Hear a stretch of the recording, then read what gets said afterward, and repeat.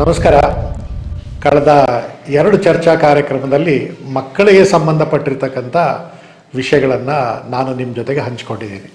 ಅದು ಮೊದಲನೇದು ಪೋಕ್ಸೋ ಕಾಯ್ದೆ, ಅಂದರೆ ಮಕ್ಕಳ ವಿರುದ್ಧ ನಡೀತಕ್ಕಂಥ ಲೈಂಗಿಕ ಅಪರಾಧಗಳ ನಿಯಂತ್ರಣ ಕಾಯ್ದೆ ಬಗ್ಗೆ. ಎರಡನೇದು, ಮಕ್ಕಳೇ ಅಪರಾಧ ಮಾಡಿದರೆ ಮಕ್ಕಳ ಕಾಯ್ದೆಯಲ್ಲಿ ಅದಕ್ಕೆ ಏನು ಪ್ರಾವಿಷನ್ನು, ಆ ಕಾನೂನಿನ ಜೊತೆಗೆ ಸಂಘರ್ಷಕ್ಕಿಳಿದ ಮಕ್ಕಳು ಬಾಲಾಪರಾಧಿಗಳು ಅನ್ನಬಾರ್ದು.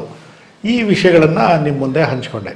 ಈಗ ಮಕ್ಕಳ ವಿರುದ್ಧ ಕೇವಲ ಲೈಂಗಿಕ ಅಪರಾಧಗಳು ಮಾತ್ರ ಆಗ್ತಾ ಇಲ್ಲ, ಬೇರೆ ಬೇರೆ ರೀತಿಯ ಅವಮಾನಗಳು, ಅಪಮಾನಗಳು, ಅವರ ಅವಕಾಶಗಳನ್ನು ವಂಚಿತರನ್ನಾಗಿ ಮಾಡ್ತಕ್ಕಂಥದ್ದು, ಮತ್ತು ಮಕ್ಕಳ ದುರ್ಬಳಕೆ, ಮಕ್ಕಳ ಮಾರಾಟ, ಮಕ್ಕಳು ಕಾಣೆಯಾಗ್ತಕ್ಕಂಥದ್ದು, ಮತ್ತು ಮಕ್ಕಳನ್ನು ಬೇರೆ ಬೇರೆ ಸ್ವಾಹಿತಾಸಕ್ತಿಗಳಿಗಾಗಿ ಅಥವಾ ಅವರನ್ನು ಬೇರೆ ರೀತಿಯಲ್ಲಿ ದುರ್ಬಳಕೆ ಮಾಡ್ತಕ್ಕಂಥದ್ದು, ಇವುಗಳಿಗೆ ಸಂಬಂಧಪಟ್ಟಿರ್ತಕ್ಕಂಥ ಕಾಯ್ದೆ ಕೂಡ ನಾವು ತಿಳ್ಕೊಳ್ಬೇಕಾದ ಅಥವಾ ನಿಮ್ಮ ಜೊತೆಗೆ ಹಂಚ್ಕೊಳ್ಬೇಕಾದ ಅವಶ್ಯಕತೆ ಇದೆ. ಇದೇ ಬಾಲ ನ್ಯಾಯ ಕಾಯ್ದೆ 1986, ಅದಾದ ನಂತರ 2000, ಅದಾದ ನಂತರ ಇತ್ತೀಚೆಗೆ 2023.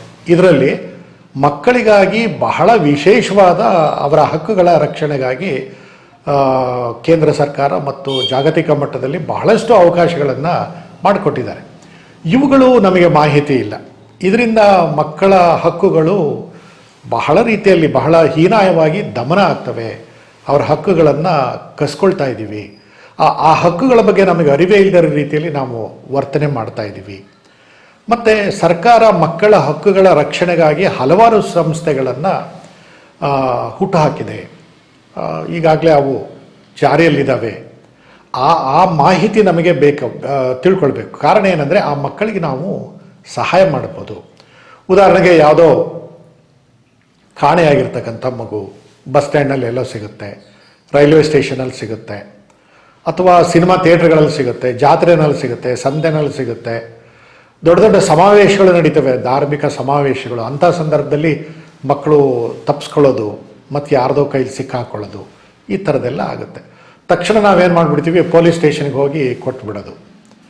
ಪೊಲೀಸ್ ಸ್ಟೇಷನಿಗೆ ಕೊಡಬಾರ್ದು ಅನ್ನೋದು ರೀತಿಯಲ್ಲಿ ನಾನು ಹೇಳ್ತಾ ಇಲ್ಲ. ಆದರೆ ಈಗ ಆಲ್ರೆಡಿ ಪೊಲೀಸ್ ಸ್ಟೇಷನ್ನಲ್ಲಿ ತುಂಬ ಕಾರ್ಯ ಒತ್ತಡದಲ್ಲಿರೋ ಅವರಿಗೆ ಸಮಯ ಕಡಿಮೆ ಇರುತ್ತೆ. ಅದ್ರ ಬದಲಾಗಿ ನಾವು ನಾಗರಿಕರಾಗಿ ಮಕ್ಕಳ ಬಗ್ಗೆ ಪ್ರೀತಿ, ವಿಶ್ವಾಸ, ಕಾಳಜಿ ಇರತಕ್ಕಂಥ ನಾಗರಿಕರು, ಸ್ವಲ್ಪ ಅಕ್ಷರ ಜ್ಞಾನ ಇರತಕ್ಕಂಥ ನೀವು ಮಾಡಬಹುದಾದ ಕನಿಷ್ಠ ಸಹಾಯ ಯಾವುದು ಅಂದರೆ, ಪ್ರತಿಯೊಂದು ಜಿಲ್ಲಾ ಕೇಂದ್ರದಲ್ಲಿ ಕಾಣೆಯಾದ ಮಕ್ಕಳ ಬ್ಯೂರೋ ಕೇಂದ್ರ ಇರುತ್ತೆ, ಚೈಲ್ಡ್ ಮಿಸ್ಸಿಂಗ್ ಬ್ಯೂರೋ. ಮತ್ತು ಸರ್ಕಾರ ಮಹಿಳಾ ಮತ್ತು ಮಕ್ಕಳ ಅಭಿವೃದ್ಧಿ ಇಲಾಖೆಯ ಅಡಿಯಲ್ಲಿ ಪ್ರತಿಯೊಂದು ಜಿಲ್ಲಾ ಕೇಂದ್ರದಲ್ಲಿ ಉಪನಿರ್ದೇಶಕರ ಕಚೇರಿ ಮತ್ತು ಅವರ ಆಶ್ರಯದಲ್ಲಿ ಕೆಲವಾರು ಸಂಸ್ಥೆಗಳಿರ್ತವೆ. ಉದಾಹರಣೆಗೆ ಸರ್ಕಾರಿ ಬಾಲಮಂದಿರಗಳು ಅಂತ ಇದ್ದಾವೆ. Government children home for boys, for girls. ಬಾಲಕಿಯರಿಗಾಗಿ ಸರ್ಕಾರಿ ಬಾಲಮಂದಿರ, ಬಾಲಕರಿಗಾಗಿ ಸರ್ಕಾರಿ ಬಾಲಮಂದಿರಗಳನ್ನು ಸರ್ಕಾರ ಪ್ರತಿಯೊಂದು ಜಿಲ್ಲಾ ಕೇಂದ್ರದಲ್ಲೂ ತೆಗೆದಿದೆ. ಮತ್ತು ತಾಲೂಕು ಮಟ್ಟದಲ್ಲೂ ಕೂಡ ಮಹಿಳಾ ಮತ್ತು ಮಕ್ಕಳ ಅಭಿವೃದ್ಧಿ ಇಲಾಖೆಯ ಅಧಿಕಾರಿಗಳು ಮಕ್ಕಳ ಹಕ್ಕುಗಳ ಸಂರಕ್ಷಣೆಗಾಗಿ ಅಧಿಕಾರಿಗಳನ್ನು ಆಯ್ಕೆ ಮಾಡಿದ್ದಾರೆ. ಅವರ ಜವಾಬ್ದಾರಿ ಕೂಡ, ಉದಾಹರಣೆಗೆ ಶಾಲೆಯಿಂದ ಹೊರಗುಳಿದಿರತಕ್ಕಂಥ ಮಗು, ಡ್ರಾಪ್ಔಟ್, ಬಹುದಿನಗಳ ಕಾಲ ಶಾಲೆಗೆ ಬರದೇ ಇರತಕ್ಕಂಥ ಮಗು, ಕಾಣೆಯಾದ ಮಗು, ಬಾಲ್ಯ ವಿವಾಹದ ದೌರ್ಜನ್ಯಕ್ಕೆ ಒಳಗಾದ ಮಗು, ಈ ಥರದ, ಮತ್ತು ಬಾಲ ಕಾರ್ಮಿಕ ಪದ್ಧತಿಗೆ ಒಳಗಾಗಿರ್ತಕ್ಕಂಥ ಮಗು, ಅಥವಾ ಕೆಲವು ಸಂಬಂಧಿಕರು ಮಗುವನ್ನು ಓದಿಸ್ತೀವಿ ಅಂತ ದೂರದ ದೊಡ್ಡ ದೊಡ್ಡ ಪಟ್ಟಣಗಳಿಗೆ ಕರ್ಕೊಂಡು ಹೋಗ್ತಾರೆ, ಅಲ್ಲಿ ಮನೆಗೆಲಸಕ್ಕೆ ಇಟ್ಕೊಂಡಿರ್ತಕ್ಕಂಥ ಮಗು.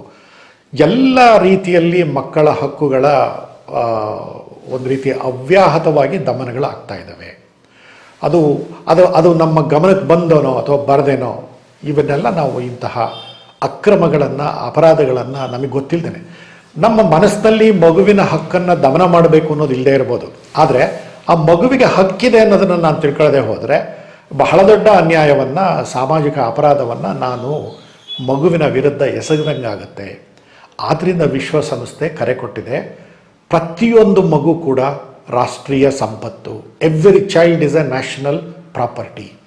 ಮತ್ತು ಆ ಮಗುವಿನ ಭವಿಷ್ಯದಲ್ಲಿ ಏನಿದೆ ಅಂತ ನಾವು ಗೊತ್ತಿಲ್ಲದೇ ಆ ಮಗುವಿನ ಅವಕಾಶಗಳನ್ನು ನಿರಾಕರಿಸಿದಾಗ ಬಹಳ ದೊಡ್ಡ ಸಂಪನ್ಮೂಲ ವ್ಯಕ್ತಿಯಾಗಿ ಬೆಳೆಯಬಹುದಾದ ಒಂದು ಬಾಲ ಪ್ರತಿಭೆಯನ್ನು ನಾವು ಅನ್ಯ ಕಾರ್ಯಕ್ಕೆ ದುರ್ಬಳಕೆ ಮಾಡಿಕೊಂಡು ಅದನ್ನು ಅಲ್ಲೇ ಹೊಸಕಾಗ್ಬಿಡ್ತೀವಿ.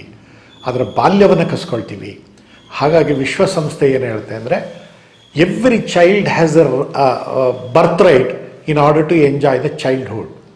ಪ್ರತಿಯೊಂದು ಮಗುವಿಗೂ ಕೂಡ ಹುಟ್ಟುವಿನಿಂದನೇ ಒಂದು ಹಕ್ಕು ಬರುತ್ತೆ. ಅದೇನೆಂದರೆ ತನ್ನ ಬಾಲ್ಯತನವನ್ನು ತಾನು ಸಂಭ್ರಮದಿಂದ ಸಂತೋಷದಿಂದ ಆಚರಿಸೋದು, ಅನುಭವಿಸೋದು ಅದರ ಹಕ್ಕು. ಆ ಬಾಲ್ಯತನವನ್ನೇ ನಾವು ಕಸ್ಕೊಳ್ತೀವಿ. ಉದಾಹರಣೆಗೆ ಮಗು ರಸ್ತೆಯಲ್ಲಿ ಆಟ ಆಡ್ತಾ ಇದ್ದರೆ ಎಲ್ಲರೂ ಈ ಬೀದಿನಲ್ಲಿ ಇರೋರೆಲ್ಲ ಆ ಮಗುವಿಗೆ ಹೆದರಿಸಿ ವಾಪಸ್ ಮನೆ ಒಳಗೆ ಹೋಗು ಅಥವಾ ಇನ್ನೆಲ್ಲಾರೋ ಹೋಗು. ರಸ್ತೆಯಲ್ಲಿ ಆಟ ಆಡೋದಕ್ಕೆ ಎನ್ಕರೇಜ್ ಮಾಡಿ ಅಂತ ನಾನು ಹೇಳ್ತಾ ಇಲ್ಲ. ಆಟ ಆಡೋದು ಮಗುವಿನ ಬರ್ತ್ ರೈಟ್. ಅದಕ್ಕೆ ಸೂಕ್ತ ವ್ಯವಸ್ಥೆಯನ್ನು ಮಾಡಬೇಕು. ಎಷ್ಟು ಕಡೆ ನಮ್ಮ ಸಮಾಜದಲ್ಲಿ ಮಕ್ಕಳಿಗಾಗಿ ಆಟದ ಪ್ಲೇ ಗ್ರೌಂಡ್ಗಳನ್ನು ಮಾಡಿದ್ದೀವಿ, ಮತ್ತು ಎಷ್ಟು ಕಡೆ ಮುಕ್ತವಾಗಿ ಮಕ್ಕಳು ಅದು ವಿದ್ಯಾಭ್ಯಾಸ ಮಾಡೋದಕ್ಕೆ ಅವಕಾಶ ಮಾಡಿಕೊಟ್ಟಿದ್ದೀವಿ. ಪ್ರತಿಯೊಂದು ಜಿಲ್ಲೆಯ ಅಂಕಿಅಂಶಗಳನ್ನು ನೀವು ತೆಗೆದುಕೊಂಡು ನೋಡಿ, ಸರ್ಕಾರಿ ಅಂಕಿಅಂಶಗಳನ್ನೇ ನೀವು ನೋಡಿ, ಸಹಸ್ರಾರು ಸಂಖ್ಯೆಯಲ್ಲಿ ಮಕ್ಕಳು ಶಾಲೆಗೆ ಹೋಗೋದ್ರಿಂದ ಹೊರಗುಳಿದಿದ್ದಾರೆ. ಡ್ರಾಪ್ಔಟ್ಸ್ಗಳ ಸಂಖ್ಯೆ ಜಾಸ್ತಿ ಇದೆ. ಪ್ರೈಮರಿ ಸ್ಕೂಲ್ನಲ್ಲಿ ಒಂದು ರೀತಿ ವಾರ್ ಫೂಟಿಂಗ್, ಸಮರೋಪಾದಿಯಲ್ಲಿ ಮಕ್ಕಳನ್ನು ಬಹಳ ಉತ್ಸಾಹದಿಂದ ಸೇರಿಸ್ಕೊಳ್ತೀವಿ. ಕೊನೆಗೆ ಅದು 4ನೇ ತರಗತಿ ಅಥವಾ ಅದರಿಂದ ಮುಂದೆ ಹೋಗೋದಕ್ಕೆ ಆಗ್ತಾ ಇಲ್ಲ. ಕಾರಣ ಹುಡುಕ್ತಾ ಇಲ್ಲ ನಾವು. ಮಕ್ಕಳು ಶಾಲೆಗೆ ಹೋಗದೇ ಇದ್ದರೆ ಬಹಳ ದೊಡ್ಡ ಸಾಮಾಜಿಕ ಅಪರಾಧಿಗಳು ನಾವೆಲ್ಲ. ಆ ಮಗು ಕಲಿತಾ ಇಲ್ಲ, ಮಗು ಶಾಲೆಯಿಂದ ಹೊರಗುಳಿದಿದೆ ಅಂದರೆ ಮಗುವಿನ ತಪ್ಪಲ್ಲ, ಮಗುವಿನ ತಂದೆ ತಾಯಿಗಳದ್ದು ತಪ್ಪಲ್ಲ. ಇಡೀ ಸಮಾಜದ ಸಾಮಾಜಿಕ ಹೊಣೆಗಾರಿಕೆ ಜವಾಬ್ದಾರಿ ಜಾಸ್ತಿ ಇದೆ. ಹಾಗಾಗಿ every child is a national concern. ದೇಶದ ಆಸ್ತಿ, ದೇಶಕ್ಕೆ ಸಂಬಂಧಪಟ್ಟಿರೋದು. ಮತ್ತು ಪ್ರತಿಯೊಂದು ಮಗುವಿಗೂ ಕೂಡ ಬಾಲ್ಯತನವನ್ನು ಸಂಭ್ರಮದಿಂದ ಅನುಭವಿಸೋದು, ತನಗೆ ಈ ನಿಸರ್ಗ ಮತ್ತು ಸರ್ಕಾರಗಳು ಹಾಗೂ ಸಂವಿಧಾನ ಕೊಟ್ಟಿರ್ತಕ್ಕಂಥ ಎಲ್ಲ ಹಕ್ಕುಗಳನ್ನು ಸಂಪೂರ್ಣವಾಗಿ ಅನುಭವಿಸೋದು, ಆನಂದಿಸೋದು, ಅದರ ಮೂಲಕ ಸಮಗ್ರವಾಗಿ ಪ್ರತಿಯೊಂದು ಮಗು ಕೂಡ ತಾನು ಬೆಳೆಯೋದು, ಅಭಿವೃದ್ಧಿ ಹೊಂದೋದು, ಇದು ಅದರ ಹಕ್ಕು. ಅದಕ್ಕೆ ಪೂರಕವಾಗಿ ಸರ್ಕಾರಿ ಕೆಲವು ಸಂಸ್ಥೆಗಳು ಕೆಲಸ ಮಾಡ್ತಾ ಇದ್ದಾವೆ. ಅವುಗಳ ಜೊತೆಗೆ ನಾವು ಕೈ ಜೋಡಿಸ್ಬೇಕು, ನಾವು ನೆಗ್ಲೆಕ್ಟ್ ಮಾಡಬಾರ್ದು. ಉದಾಹರಣೆಗೆ ನಾನು ಹೇಳಿದೆ, ಬೀದಿನಲ್ಲಿ ಸಿಗುತ್ತೆ, ಎಲ್ಲೋ ಒಂದು ಮಗು ಅನಾಥವಾಗಿ ಸಿಕ್ಬಿಡುತ್ತೆ, ನಮ್ಮ ಜವಾಬ್ದಾರಿ ಅದು. ಆ ಮಗು ಅಳ್ತಾ ಬೀದಿನಲ್ಲಿ ಅಡ್ಡಾಡ್ತಾ ಇದೆ ಅಂದರೆ ನಮ್ಮ ಜವಾಬ್ದಾರಿ ಜಾಸ್ತಿ ಇರಬೇಕು. ನಮ್ಮ ಮನೆ ಮಗು ಅಂಥೇಳಿ ತಕ್ಷಣವೇ ಪ್ರಾಥಮಿಕ ಉಪಚಾರವನ್ನು ಅದಕ್ಕೆ ಮಾಡಿ ಮಹಿಳಾ ಮತ್ತು ಮಕ್ಕಳ ಅಭಿವೃದ್ಧಿ ಇಲಾಖೆಗೆ ಮತ್ತು ಚೈಲ್ಡ್ ಹೆಲ್ಪ್ಲೈನ್ ಇದ್ದಾವೆ 1097 ಕರಿಬೇಕು. ಕರೆದುಬಿಟ್ಟು ಆ ಮಗುವನ್ನು ಅವರಿಗೆ ಹ್ಯಾಂಡ್ ಓವರ್ ಮಾಡಬೇಕು. ಈಗಂತೂ ಪ್ರತಿಯೊಂದು ತಾಲೂಕು ಕೇಂದ್ರಗಳಲ್ಲಿ, ಜಿಲ್ಲಾ ಕೇಂದ್ರಗಳಲ್ಲಿ 112 ERSS ಪೊಲೀಸ್ ವ್ಯವಸ್ಥೆ ಇದೆ. ಕೊನೆ ಪಕ್ಷ ಅವ್ರ ಗಮನಕ್ಕಾದರೂ ನಾವು ತರಬೇಕು. ಅವರು ಅದಕ್ಕೆ ಸೂಕ್ತವಾದ ಸಂಸ್ಥೆಗೆ ಹೋಗಿ ಬಿಡ್ತಾರೆ. ಮತ್ತು ಚೈಲ್ಡ್ ರೈಟ್ಸ್ ಪ್ರೊಟೆಕ್ಷನ್ ಆಫೀಸರ್ಗಳಿರ್ತಾರೆ, ಮಕ್ಕಳ ಹಕ್ಕುಗಳ ಸಂರಕ್ಷಣಾಧಿಕಾರಿಗಳು. ಅವರ ನಂಬರ್ಗಳು ಎಲ್ಲ ಪೊಲೀಸ್ ಸ್ಟೇಷನ್ಗಳಲ್ಲಿ, ಎಲ್ಲ ಶಾಲಾ ಕಾಲೇಜುಗಳಲ್ಲಿ, ಎಲ್ಲ ಸರ್ಕಾರಿ ಕಚೇರಿಗಳಲ್ಲಿ ಅದಿರುತ್ತೆ. ಕೊನೆ ಪಕ್ಷ ಅವರ ಗಮನಕ್ಕಾದರೂ ನಾವು ತರಬೇಕು. ಉದ್ದೇಶ ಇಷ್ಟೇ, ಆ ಮಗುವಿಗೆ ಸೂಕ್ತವಾಗಿ ಒಂದು ಜವಾಬ್ದಾರಿಯುತ ಸಂಸ್ಥೆನಲ್ಲಿ ಸೇರಿಸದೆ ಹೋದರೆ ಆ ಮಗು ಅಪಾಯಕಾರಿಯಾಗಿ ಸಮಾಜಘಾತುಕ ಶಕ್ತಿಗಳ ಕೈಗೆ ಸಿಗುವ ಎಲ್ಲ ಅಪಾಯಗಳು ಇದ್ದಾವೆ. ಮತ್ತು ಅಪರಾಧಿಗಳ ಕೈಗೆ ಸಿಗುವ ಅಪಾಯ ಜಾಸ್ತಿ ಇರುತ್ತೆ. ಮತ್ತು ಕೆಲವು ಸಮಾಜ ವಿರೋಧಿ ಶಕ್ತಿಗಳು ಏನಿದ್ದಾವೆ, ಆ ಮಗುವನ್ನು ದುರ್ಬಳಕೆ ಮಾಡೋದಕ್ಕೆ ನಾವಾಗಿ ಅವಕಾಶ ಕೊಟ್ಟಂಗಾಗುತ್ತೆ. ಉದಾಹರಣೆಗೆ ಆ ಮಗುವನ್ನು ನಾವು ತಗೊಂಡೋಗಿ ಎಲ್ಲೋ ಪಿಕ್ ಪಾಕೆಟ್ ಮಾಡೋದಕ್ಕೆ ಬಿಡ್ಬೋದು, ಅಥವಾ ಯಾವುದೋ ಬಾರ್ ಆ್ಯಂಡ್ ರೆಸ್ಟೋರೆಂಟಲ್ಲಿ ಕೆಲಸಕ್ಕೆ ಬಿಡ್ಬೋದು, ತನ್ನ ಮನೆ ಕೆಲಸಕ್ಕೆ ಇಟ್ಕೊಳ್ಬೋದು, ಯಾವುದೋ ಗ್ಯಾರೇಜಿಗೆ ಸೇರಿಸ್ಬೋದು, ಅಥವಾ ಅದು ಮಾತೇ ಆಡ್ದಂಗೆ ಅದರ ನಾಲಿಗೆಯನ್ನೇ ಕಟ್ ಮಾಡಿಬಿಡ್ಬೋದು, ಅದರ ಮುಖವನ್ನು ವಿರೂಪಗೊಳಿಸ್ಬಿಡ್ಬೋದು, ಕುರೂಪಗೊಳಿಸಿ ಅದನ್ನು ಭಿಕ್ಷೆ ಬೇಡದಕ್ಕೆ ಹಚ್ಬೋದು. ನಿಮಗೆ ಗೊತ್ತಿರಲಿ, ನಮ್ಮ ಸಮಾಜದಲ್ಲಿ ಅತಿ ದೊಡ್ಡ ಸಂಘಟಿತ ಅಪರಾಧ ಯಾವುದಾದ್ರೂ ಇದ್ದರೆ ಅದು ಮಕ್ಕಳನ್ನು ಭಿಕ್ಷಾಟನೆಗಾಗಿ ಬಲವಂತವಾಗಿ ದೂಡುವ ಒಂದು ಸಂಘಟಿತವಾದ ಒಂದು ಗುಂಪಿದೆ. ಅಂಥವರ ಕೈಗೆ ಈ ಮಗು ಸಿಕ್ಕರೆ ಗತಿ ಏನು? ಮತ್ತು ಯಾವ ಮಗು ಯಾವ ಸ್ಥಳದಲ್ಲಿ ಸಿಗುತ್ತೆ ಅದೇ ಸ್ಥಳದಲ್ಲೇ ಆ ಮಗುವನ್ನು ಬಿಡಲ್ಲ. ಅದನ್ನು ಇನ್ನೊಂದು ರಾಜ್ಯಕ್ಕೆ, ಇನ್ನೊಂದು ಜಿಲ್ಲೆಗಲ್ಲ, ಇನ್ನೊಂದು ರಾಜ್ಯಕ್ಕೆ ಅದನ್ನು ತಗೊಂಡೋಗಿ ಬಿಡ್ತಾರೆ. ಈ ಜಿಲ್ಲೆ ಮಕ್ಕಳು ಇನ್ನೊಂದು ರಾಜ್ಯಕ್ಕೆ, ಬೇರೆ ರಾಜ್ಯದ ಮಕ್ಕಳು ಈ ಜಿಲ್ಲೆಗೆ. ವ್ಯವಸ್ಥಿತವಾಗಿ ಮಕ್ಕಳನ್ನು ಬಲವಂತವಾಗಿ ಕದ್ದೊಯ್ಯುವ, ಕಳ್ಳ ಸಾಗಾಣಿಕೆ ಮಾಡುವ ಸಂಘಟಿತ ಅಪರಾಧಿಗಳ ಗುಂಪೇ ನಮ್ಮಲ್ಲಿ ತಾಂಡವಾಡ್ತಾ ಇದೆ. ಇಂಥವರಿಗೆ, ಇಂಥ ಸಮಾಜಘಾತುಕ ಶಕ್ತಿಗಳಿಗೆ ನಿಮ್ಮ ಮನೆ, ಯಾವುದೇ ಯಾರದಾರ ಮನೆಯ ಮಗುವಾಗಿರಲಿ, ಆ ಮಗುವನ್ನು ಹಾಗೆ ಬಿಟ್ಟರೆ ಎಂಥ ದೊಡ್ಡ ಸಾಮಾಜಿಕ ಹೊಣೆಗಾರಿಕೆಯಿಂದ ನಾವು ತಪ್ಪಿಸ್ಕೊಂಡಂಗೆ ಆಗುತ್ತೆ. ನಮ್ಮ ಮೇಲೆ ಬಹಳ ದೊಡ್ಡ ಜವಾಬ್ದಾರಿ ಇದೆ. ಕೇವಲ ನಮ್ಮ ಮನೆಯಲ್ಲಿರೋ 1 ಅಥವಾ 2 ಮಗುವನ್ನು ನಾವು ಚೆನ್ನಾಗಿ ನೋಡ್ಕೊಂಡ್ರೆ ಸಾಲದು. ಈ ಭೂಮಿ ಮೇಲಿರೋ ಪ್ರತಿಯೊಂದು ಮಗು ಕೂಡ ಅದು ರಾಷ್ಟ್ರೀಯ ಸಂಪತ್ತು. ಅದಕ್ಕೆ ನನ್ನಿಂದ ಸಹಾಯ ಬೇಕಾಗಿದೆ, ನನ್ನಿಂದ ಅದಕ್ಕೆ ಸಹಕಾರ ಬೇಕಾಗಿದೆ, ಒಳ್ಳೆ ಮಾರ್ಗದರ್ಶನ ಬೇಕಾಗಿದೆ. ಆ ಜವಾಬ್ದಾರಿಯಿಂದ ನಾನು ಕೆಲಸ ಮಾಡಬೇಕು. ಮತ್ತು ಮಕ್ಕಳು ಕಾಣೆಯಾಗಿರ್ತಕ್ಕಂಥ ಕೇಂದ್ರಗಳೇನು, ಮಕ್ಕಳು ಚೈಲ್ಡ್ ಮಿಸ್ಸಿಂಗ್ ಬ್ಯೂರೋ, ಕಾಣೆಯಾದ ಮಕ್ಕಳ ಕೇಂದ್ರ ಏನಿದೆ ಅದರ ನಂಬರನ್ನು ಮತ್ತು ಆ ಸಂಸ್ಥೆ ವಿಳಾಸವನ್ನು ನಾವು ಇಟ್ಕೊಂಡಿರಬೇಕು. ಇತ್ತೀಚೆಗೆ ಡಾನ್ ಬಾಸ್ಕೋದವರು ಎಲ್ಲ ಜಿಲ್ಲಾ ಕೇಂದ್ರಗಳಲ್ಲಿ ಕಾಣೆಯಾದ ಮಕ್ಕಳ ಕೇಂದ್ರವನ್ನು ಇಟ್ಕೊಂಡಿದ್ದಾರೆ. ಬಹಳ ಒಳ್ಳೆ ಸೋಷಿಯಲ್ ಸರ್ವೀಸನ್ನು ಅವರು ಮಾಡ್ತಾ ಇದ್ದಾರೆ. ಅಂಥ ಮಕ್ಕಳನ್ನು ಅಲ್ಲಿಗೆ ಸೇರಿಸುವಂಥ ಕೆಲಸನಾದರೂ ಮಾಡಬೇಕು. ಮತ್ತು ಎಷ್ಟೋ ಕೆಲವು ತಂದೆ ತಾಯಿಗಳಿಗೆ ಮಕ್ಕಳನ್ನು ಸಾಕುವ ಜವಾಬ್ದಾರಿ ಅಥವಾ ಆರ್ಥಿಕ ಶಕ್ತಿ ಒಂದು ಹಂತದ ನಂತರ ಅವರಿಗೆ ಕುಂಠಿತವಾಗುತ್ತೆ. ಅಂಥ ಸಂದರ್ಭದಲ್ಲಿ ನಾವೇನು ಮಾಡಬೇಕು ಅಂದರೆ, ನಾವು ಆ ಮಗುವನ್ನು ಓದಿಸೋದಕ್ಕೆ ಅದರ ಖರ್ಚು ವೆಚ್ಚ ಭರಿಸೋದಕ್ಕೆ ಆಗದೇ ಇರ್ಬೋದು, ಆದರೆ ಸರ್ಕಾರ ಅದಕ್ಕೋಸ್ಕರನೇ ಸಂಸ್ಥೆಗಳನ್ನು ಮಾಡಿದೆಯಲ್ಲ, ಆ ಸಂಸ್ಥೆಗೆ ನಾವು ಕರ್ಕೊಂಡೋಗಿ ಮಗುವನ್ನು ಯಾಕೆ ಬಿಡಬಾರ್ದು? ಅಥವಾ ಆ ಸಂಸ್ಥೆಯ ಅಧಿಕಾರಿಗಳನ್ನು ಅವರ ಗಮನವನ್ನು ಸೆಳೆದು, ಈ ಥರ ಇಲ್ಲೊಂದು ಮಗು ಅಪಾಯಕಾರಿ ಸ್ಥಿತಿಯಲ್ಲಿದೆ, ಶಿಕ್ಷಣ ವಂಚಿತವಾಗಿದೆ, ವಸತಿ ರಹಿತವಾಗಿದೆ, ಆಹಾರಕ್ಕೆ ಕೊರತೆಯಾಗಿದೆ, ವೈದ್ಯಕೀಯ ಚಿಕಿತ್ಸೆ ಇಲ್ಲ, ಈ ಮಾಹಿತಿಯನ್ನು ಅವ್ರಿಗೆ ತಲುಪಿಸಿದರೆ ಸರ್ಕಾರ ಕೆಲವು ಅಧಿಕಾರಿಗಳನ್ನು ಇದೇ ಕಾರ್ಯಕ್ಕಾಗಿ ನೇಮಿಸಿದೆ. ಉದಾಹರಣೆಗೆ ಪ್ರತಿಯೊಂದು ಜಿಲ್ಲೆನಲ್ಲೂ ಮಕ್ಕಳ ಕಲ್ಯಾಣ ಸಮಿತಿ ಅಂತ ಇದೆ, ಚೈಲ್ಡ್ ವೆಲ್ಫೇರ್ ಕಮಿಟಿ, CWC ಅಂತ ಕರೀತಾರೆ. ಕರ್ನಾಟಕ ರಾಜ್ಯ ಸರ್ಕಾರ 2007ರಿಂದ 2010ರವರೆಗೂ ನನಗೆ ನಮ್ಮ ಚಿತ್ರದುರ್ಗ ಜಿಲ್ಲೆಯ ಮಕ್ಕಳ ಕಲ್ಯಾಣ ಸಮಿತಿಯ ಅಧ್ಯಕ್ಷನನ್ನಾಗಿ ಮಾಡಿತ್ತು. ಈ ನನ್ನ ಅಧ್ಯಕ್ಷತೆಯಲ್ಲಿ 4 ಜನ ಸದಸ್ಯರು, ಟೋಟಲಿ 5 ಜನ ಸದಸ್ಯರು ನಾವು ತಂಡವಾಗಿ ಕೆಲಸ ಮಾಡಿದ್ವಿ. ಈ ಥರದ ಮಕ್ಕಳು ಎಲ್ಲೇ ಬಂದರೂ ಕೂಡ, ಯಾವುದೇ ಥರದ ಜಿಲ್ಲೆಯ ಯಾವುದೇ ಮೂಲೆಯಲ್ಲಿದ್ದರೂ ಕೂಡ, ಅದು ಬೇರೆ ರಾಜ್ಯದಿಂದ ಬಂದಿದ್ದರೂ ಕೂಡ, ಆ ಮಗುವನ್ನು ಸೂಕ್ತವಾಗಿ ನಮ್ಮ ಸಂಸ್ಥೆನಲ್ಲಿ ಇಟ್ಕೊಂಡು ಮೊದಲು ಅದಕ್ಕೆ ಪ್ರಾಥಮಿಕವಾಗಿ ಬೇಕಿರತಕ್ಕಂಥ ವೈದ್ಯಕೀಯ ಚಿಕಿತ್ಸೆ, ಆಹಾರ, ವಸತಿ, ಉಡುಪು ಮತ್ತಿತರ ಸೌಲಭ್ಯಗಳನ್ನು ಕೊಟ್ಟು ಮಗು ಸ್ವಲ್ಪ ಸುಧಾರಿಸ್ಕೊಂಡ ನಂತರ ನಮ್ಮ ಸಂಸ್ಥೆಯಲ್ಲಿ, ಅಂದರೆ ಮಕ್ಕಳ ಕಲ್ಯಾಣ ಸಮಿತಿಯ ಸಂಸ್ಥೆಯ ಅಡಿಯಲ್ಲಿ ಕೆಲಸ ಮಾಡ್ತಕ್ಕಂಥ ಪ್ರೊಬೇಷನ್ ಆಫೀಸರ್ಗಳ ಮೂಲಕ ಆ ಮಗುವಿನ ತಂದೆ ತಾಯಿಗಳನ್ನು ಹುಡುಕುವ ಜವಾಬ್ದಾರಿ ಈ ಸಂಸ್ಥೆ ಮೇಲಿದೆ, ಈ ಸಮಿತಿ ಮೇಲಿದೆ. ಒಂದು ಮಗು ಕಾಣೆಯಾಗಿದೆ ಅಂದರೆ ಅಲ್ಲಿ ಸರ್ಕಾರಿ ಅಂಗಸಂಸ್ಥೆಗಳು ಸರಿಯಾಗಿ ಕೆಲಸ ಮಾಡ್ತಾ ಇಲ್ಲ ಅಂತಲೇ ಅದು ಭಾವನೆ ಆಗುತ್ತೆ. ಮಗುವಿನ ತಪ್ಪಲ್ಲ, ಮಗುವಿನ ರಕ್ಷಣೆಗಾಗಿ ಕೆಲಸ ಮಾಡ್ತಕ್ಕಂಥ ಸರ್ಕಾರಿ ಅಧಿಕಾರಿಗಳು, ಸಂಘ ಸಂಸ್ಥೆಗಳು ಮತ್ತು ಕೆಲವು NGOಗಳು ಪರಿಣಾಮಕಾರಿಯಾಗಿ ಕೆಲಸ ಮಾಡ್ತಾ ಇಲ್ಲ, ತಮ್ಮ ಜವಾಬ್ದಾರಿಯನ್ನು ಸರಿಯಾಗಿ ನಿರ್ವಹಿಸ್ತಾ ಇಲ್ಲ ಅನ್ನೋ ಒಂದು ಸಂದೇಶವೇ ಬರುತ್ತೆ. ಆದ್ದರಿಂದ ನೀವು ಮಕ್ಕಳ ಹಕ್ಕುಗಳ ರಕ್ಷಣೆಯಲ್ಲಿ ಅನಾಥ ಮಕ್ಕಳಿಗೆ, ನಿರ್ಗತಿಕ ಮಕ್ಕಳಿಗೆ, ಭಿಕ್ಷೆ ಬೇಡ್ತಕ್ಕಂಥ ಮಕ್ಕಳಿಗೆ, ಎಳೆ ವಯಸ್ಸಿನಲ್ಲಿ ವಿದ್ಯಾಭ್ಯಾಸ, ಶಾಲೆಯಲ್ಲಿ ಆಟ ಆಡಿ ಒಳ್ಳೆ ಸಂಪನ್ಮೂಲ ವ್ಯಕ್ತಿಯಾಗಿ ಬೆಳೀತಕ್ಕಂಥ ಮಗು ಯಾವುದೋ ಗ್ಯಾರೇಜ್ನಲ್ಲಿ ಕೆಲಸ ಮಾಡ್ತಾ ಇದ್ದರೆ, ಯಾರ್ದೋ ಮನೆಯಲ್ಲಿ ಮುಸುರೆ ಪಾತ್ರೆ ತೊಳಿತಾ ಇದ್ದರೆ, ವರ್ಕ್ಶಾಪ್ಗಳಲ್ಲಿ ಕೆಲಸ ಮಾಡ್ತಾ ಇದ್ದರೆ, ವೆಲ್ಡಿಂಗ್ ಶಾಪ್ಗಳಲ್ಲಿ ಕೆಲಸ ಮಾಡ್ತಾ ಇದ್ದರೆ, ಪೇಂಟರ್ ಆಗಿದ್ದರೆ ನಮಗೆ ಅದು ಸರಿ ಅನಿಸುತ್ತೆ. ಅದನ್ನು ನೋಡಿದ್ರೆ ಸ್ವಲ್ಪನಾದರೂ ನಮ್ಮ ಅಂತಃಕರಣ ಕೆರಳಲ್ವಾ, ನಮ್ಮ ಅಂತಃಕರಣಕ್ಕೆ ಏನೋ ನೋವು ಆಗಲ್ವಾ? ಆದ್ದರಿಂದ ನಾವೇನು 4 ಅಕ್ಷರ ಕಲ್ತಿರ್ತಕ್ಕಂಥ ನಾಗರಿಕರಿದ್ದೀವಿ. ನಮ್ಮ ಮೇಲೆ ಸಮಾಜದ ಋಣ, ಸಮಾಜದ ಜವಾಬ್ದಾರಿ ತುಂಬ ಇದೆ. ನಮ್ಮ ಕೈಲಾದಾಗಲೆಲ್ಲ ನಾವು ಕೆಲಸ ಮಾಡಬೇಕು. ನಾನು ಕೇವಲ ಆ 3 ವರ್ಷಗಳು ಸರ್ಕಾರ ನನಗೆ ಆ ಜವಾಬ್ದಾರಿ ಕೊಟ್ಟಿದೆ ಅಂತ ಮಾತ್ರ ನಾನು ಕೆಲಸ ಮಾಡಲಿಲ್ಲ. ಅದರ ನಂತರ ಈಗಲೂ ಕೂಡ ಕೆಲವೊಂದು ಸಂದರ್ಭದಲ್ಲಿ ಕೆಲವರು ಮಾಹಿತಿ ಕೇಳಿದಾಗ ಅನೇಕ ಪೊಲೀಸ್ ಅಧಿಕಾರಿಗಳು, ಮಹಿಳಾ ಮತ್ತು ಮಕ್ಕಳ ಅಭಿವೃದ್ಧಿ ಇಲಾಖೆಯರು, ಕೆಲವು ಸಂಘ ಸಂಸ್ಥೆಯವರು ಈ ಥರದ್ದು ಕೇಳಿದಾಗಲೆಲ್ಲ ನಾನು ಅವರಿಗೆ ಈ ರೀತಿ ಮಾಹಿತಿಯನ್ನು ಹಂಚ್ಕೊಳ್ತಾ ಇರ್ತೀನಿ. ಮತ್ತು ಎಲ್ಲ ಸಾಮಾಜಿಕ ಮಾಧ್ಯಮದ ವೇದಿಕೆಗಳನ್ನು ಬಳಸ್ಕೊಂಡು ಮಕ್ಕಳಿಗಾಗಿರ್ತಕ್ಕಂಥ ಈ ಸಂಸ್ಥೆಗಳಿಗೆ ಈ ಥರದ ಮಕ್ಕಳನ್ನು ಸೇರಿಸಬಹುದಾದ ಜವಾಬ್ದಾರಿ ನಮ್ಮ ಮೇಲೆ ಇದೆ ಅನ್ನೋ ಮಾಹಿತಿಯನ್ನು ಹಂಚ್ಕೊಳ್ತಾ ಇದ್ದೀನಿ.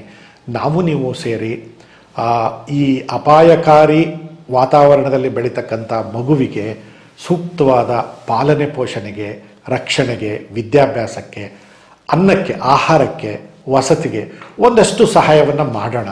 ಮತ್ತು ಈ ಥರ ಕೇವಲ ಸರ್ಕಾರಿ ಸಂಸ್ಥೆಗಳು ಮಾತ್ರ ಮಾಡ್ತಾ ಇಲ್ಲ, ಸರ್ಕಾರದಿಂದ ಅನುದಾನ ಪಡಿತಕ್ಕಂಥ ಕೆಲವು ಖಾಸಗಿ ಸಂಸ್ಥೆಗಳು, ಕೆಲವು NGOಗಳು, ನಾನ್ ಗೌರ್ಮೆಂಟ್ ಆರ್ಗನೈಸೇಷನ್, ಇವುಗಳು ಕೂಡ ಸರ್ಕಾರದ ಜೊತೆಗೆ ಕೈ ಜೋಡಿಸಿ ಸರ್ಕಾರದ ಅನುದಾನವನ್ನು ಪಡಿತಕ್ಕಂಥ ನಿಟ್ಟಿನಲ್ಲಿ ಮತ್ತು ಈ ಥರ ಮಕ್ಕಳಿಗೆ ನ್ಯಾಯ ಒದಗಿಸ್ತಕ್ಕಂಥ ರೀತಿಯಲ್ಲಿ ಕೆಲಸ ಮಾಡ್ತಾ ಇದ್ದಾವೆ. ಅವರುಗಳ ಜೊತೆಗೆ ನಾವು ಕೈ ಜೋಡಿಸಬೇಕು. ಮತ್ತು ಈಗ ಮತ್ತೊಂದು ಸಾರಿ ನಾನು ಅದೇ ವಿಷಯವನ್ನು ಇಲ್ಲಿ ನಿಮ್ಮ ಮುಂದೆ ಹಂಚ್ಕೊಳ್ಳೋಕ್ಕೆ ಇಷ್ಟಪಡ್ತೀನಿ. Every child is A Nations concern. Every child is everybody's concern. ಪ್ರತಿಯೊಂದು ಮಗು ಎಲ್ಲರ ಜವಾಬ್ದಾರಿ. ಆ ರೀತಿ ಆದಾಗ ಮಾತ್ರ ನಮ್ಮಲ್ಲಿ ಮಕ್ಕಳು ಸುರಕ್ಷಿತವಾಗಿರ್ತಾರೆ. ಈ ನಮ್ಮ ದೇಶಕ್ಕೆ, ನಮ್ಮ ಸಮಾಜಕ್ಕೆ ಒಳ್ಳೆಯ ಒಂದು ಸಂಪನ್ಮೂಲ ಸಮುದಾಯವನ್ನು ಕೊಡ್ತಕ್ಕಂಥ ಒಳ್ಳೆಯ ಜವಾಬ್ದಾರಿ ನಮ್ಮ ಮೇಲಿದೆ ಅಂತ ಹೇಳ್ತಾ ಅವಕಾಶ ಕೊಟ್ಟಿರೋ ನಿಮಗೆಲ್ಲ ಮತ್ತೆ ಮುಂದಿನ ಚರ್ಚಾ ಕಾರ್ಯಕ್ರಮದಲ್ಲಿ ಇದೇ ಥರದ ಇನ್ನೊಂದು ಹೊಸ ವಿಷಯದ ಜೊತೆಗೆ ಸೇರೋಣ. ನಮಸ್ಕಾರ.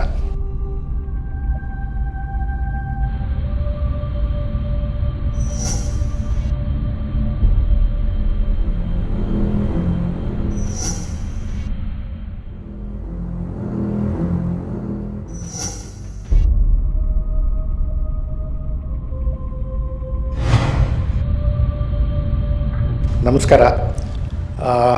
ಕಳೆದ ಕೆಲವು ಸಂಚಿಕೆಗಳಲ್ಲಿ ನಾನು ಅಪರಾಧಶಾಸ್ತ್ರದ ವಿವಿಧ ಆಯಾಮಗಳನ್ನು ಕುರಿತು ಮಾತಾಡಿದ್ದೆ. ಅದು ಜೈಲು, ಕಾರಾಗೃಹ ಇರ್ಬೋದು, ಕಾರಾಗೃಹದಲ್ಲಿರ್ತಕ್ಕಂಥ ಕೆಲವು ಶಿಕ್ಷಾ ಪದ್ಧತಿಗಳಿರ್ಬೋದು, ಮಕ್ಕಳ ವಿರುದ್ಧ ಅಪರಾಧಗಳು, ಮಕ್ಕಳೇ ಮಾಡುವ ಅಪರಾಧಗಳು, ಮಕ್ಕಳ ವಿರುದ್ಧ ಲೈಂಗಿಕ ದೌರ್ಜನ್ಯ ಕಾಯ್ದೆ ಬಗ್ಗೆ, ಈ ಥರ ಸುಮಾರು ಒಂದು 8ರಿಂದ 10 ವಿಷಯಗಳನ್ನು ಕುರಿತು ನಾನು ನಿಮ್ಮೊಂದಿಗೆ ಮಾಹಿತಿಯನ್ನು ಹಂಚ್ಕೊಂಡಿದ್ದೀನಿ. ಇವತ್ತು ಅದೇ ನಿಟ್ಟಿನಲ್ಲಿ ಸ್ವಲ್ಪ ಭಿನ್ನವಾಗಿ, ಅಂದರೆ ಈ ಫೊರೆನ್ಸಿಕ್ ಸೈನ್ಸ್ ಅಥವಾ ಫೊರೆನ್ಸಿಕ್ ಎವಿಡೆನ್ಸಸ್ ಇವುಗಳ ಬಗ್ಗೆ ಒಂದಷ್ಟು ಮಾಹಿತಿಯನ್ನು ನಿಮ್ಮ ಮುಂದೆ ಹಂಚ್ಕೊಳ್ಳೋದಕ್ಕೆ ಇಷ್ಟಪಡ್ತೀನಿ. ಕಾರಣ ಏನಂದರೆ, ಇತ್ತೀಚೆಗೆ ಮಾಧ್ಯಮದಲ್ಲಿ ಮತ್ತು ಎಲ್ಲ ಕಡೆಗೂ ನಾವು ನೋಡ್ತಾ ಇದ್ದೀವಿ, ಕೇಳ್ತಾ ಇದ್ದೀವಿ, ಪತ್ರಿಕೆಗಳಲ್ಲಿ ಓದ್ತಾ ಇದ್ದೀವಿ, ಫೊರೆನ್ಸಿಕ್ ಸೈನ್ಸ್ ಅಂಥೇಳಿ.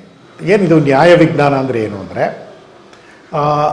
ನ್ಯಾಯಾಲಯದ ವಿಚಾರಣೆಯಲ್ಲಿ ಯಾವುದೇ ಕಾನೂನಾತ್ಮಕ ಸಮಸ್ಯೆಗಳು ಬಂದಾಗ ನ್ಯಾಯಾಲಯ ತೀರ್ಮಾನವನ್ನು ಅಥವಾ ತೀರ್ಪನ್ನು ಕೊಡಬೇಕಾದ್ರೆ ಯಾವ ಅಂಶಗಳನ್ನು ಆಧಾರವಾಗಿ ಇಟ್ಕೊಳ್ಳುತ್ತೆ? ಸಾಕ್ಷಿಗಳನ್ನು, ಸುಳಿವುಗಳನ್ನು. ಅದು ಇವತ್ತು ಸಾಕ್ಷಿಗಳು ನ್ಯಾಯವೈದ್ಯಕೀಯ ಅಥವಾ ನ್ಯಾಯವಿಜ್ಞಾನ ಸಾಕ್ಷಿಗಳಿಗೆ ಹೆಚ್ಚು ಮಹತ್ವ ಬಂದಿದೆ. ತಾವೆಲ್ಲರೂ ಈಗ ಗಮನಿಸಿದ್ದೀರಾ, ಈಗ ನಮ್ಮ ದೇಶದಲ್ಲಿ ಕಾನೂನುಗಳು ಬದಲಾವಣೆಗಳಾಗಿದ್ದಾವೆ. ಅದರಲ್ಲೂ ಮೊದಲು IPC ಇರೋದು, ಇವತ್ತು BNS ಅಂದರೆ ಭಾರತ ನ್ಯಾಯ ಸಂಹಿತೆ ಆಗಿದೆ. ಮೊದಲು CRPC ಇತ್ತು, ಕ್ರಿಮಿನಲ್ ಪ್ರೊಸೀಜರ್ ಕೋಡ್, ದಂಡ ಪ್ರಕ್ರಿಯಾ ಸಂಹಿತೆ ಅಂತ. ಅದು ಈಗ BNSS, ಭಾರತೀಯ ನಾಗರಿಕ ಸುರಕ್ಷಾ ಸಂಹಿತೆ ಆಗಿದೆ. ಅದೇ ರೀತಿ ಇಂಡಿಯನ್ ಎವಿಡೆನ್ಸ್ ಆ್ಯಕ್ಟ್ ಇದ್ದದ್ದು ಅದು ಹಾಗೇ ಇದೆ, ಬಟ್ ಅದನ್ನು ಭಾರತೀಯ ಸಾಕ್ಷ್ಯ ಅಧಿನಿಯಮ ಅಂಥೇಳಿ ಬದಲಾವಣೆ ಮಾಡಿದ್ದಾರೆ. ಈ BNSS ಮತ್ತು ಎವಿಡೆನ್ಸ್ ಆ್ಯಕ್ಟ್ಗಳಲ್ಲಿ ಮಹತ್ತರವಾದ ಬದಲಾವಣೆಯನ್ನು ಈ ಫೊರೆನ್ಸಿಕ್ ಸೈನ್ಸಿಗೆ ಸಂಬಂಧಪಟ್ಟಂತೆ ತಂದಿದ್ದಾರೆ. ಇದನ್ನು ನೀವೆಲ್ಲರೂ ತಿಳ್ಕೊಳ್ಳೋ ಅವಶ್ಯಕತೆ ಇದೆ. ಇದು ಕೇವಲ ಪೊಲೀಸರಿಗೆ ಮಾತ್ರ ಇಲ್ಲ, ಪೊಲೀಸರಿಗೆ ಇರತಕ್ಕಂಥ ಈ ಮಾಹಿತಿ ಎಷ್ಟು ಅವಶ್ಯಕತೆ ಇದೆಯೋ, ಸಾರ್ವಜನಿಕರಾದ ನೀವು ಕೂಡ ಕೆಲವು ವಿಷಯಗಳನ್ನು ತಿಳ್ಕೊಳ್ಬೇಕು. ಏನಂದರೆ, ನಾನು ಈಗಾಗಲೇ ಹೇಳಿದೆ, ನ್ಯಾಯಾಲಯದಲ್ಲಿ ಸಾಕ್ಷಿ ಮತ್ತು ಸುಳಿವುಗಳು ಇವುಗಳ ಆಧಾರದ ಮೇಲೆ ನ್ಯಾಯ ತೀರ್ಮಾನ ಆಗುತ್ತೆ.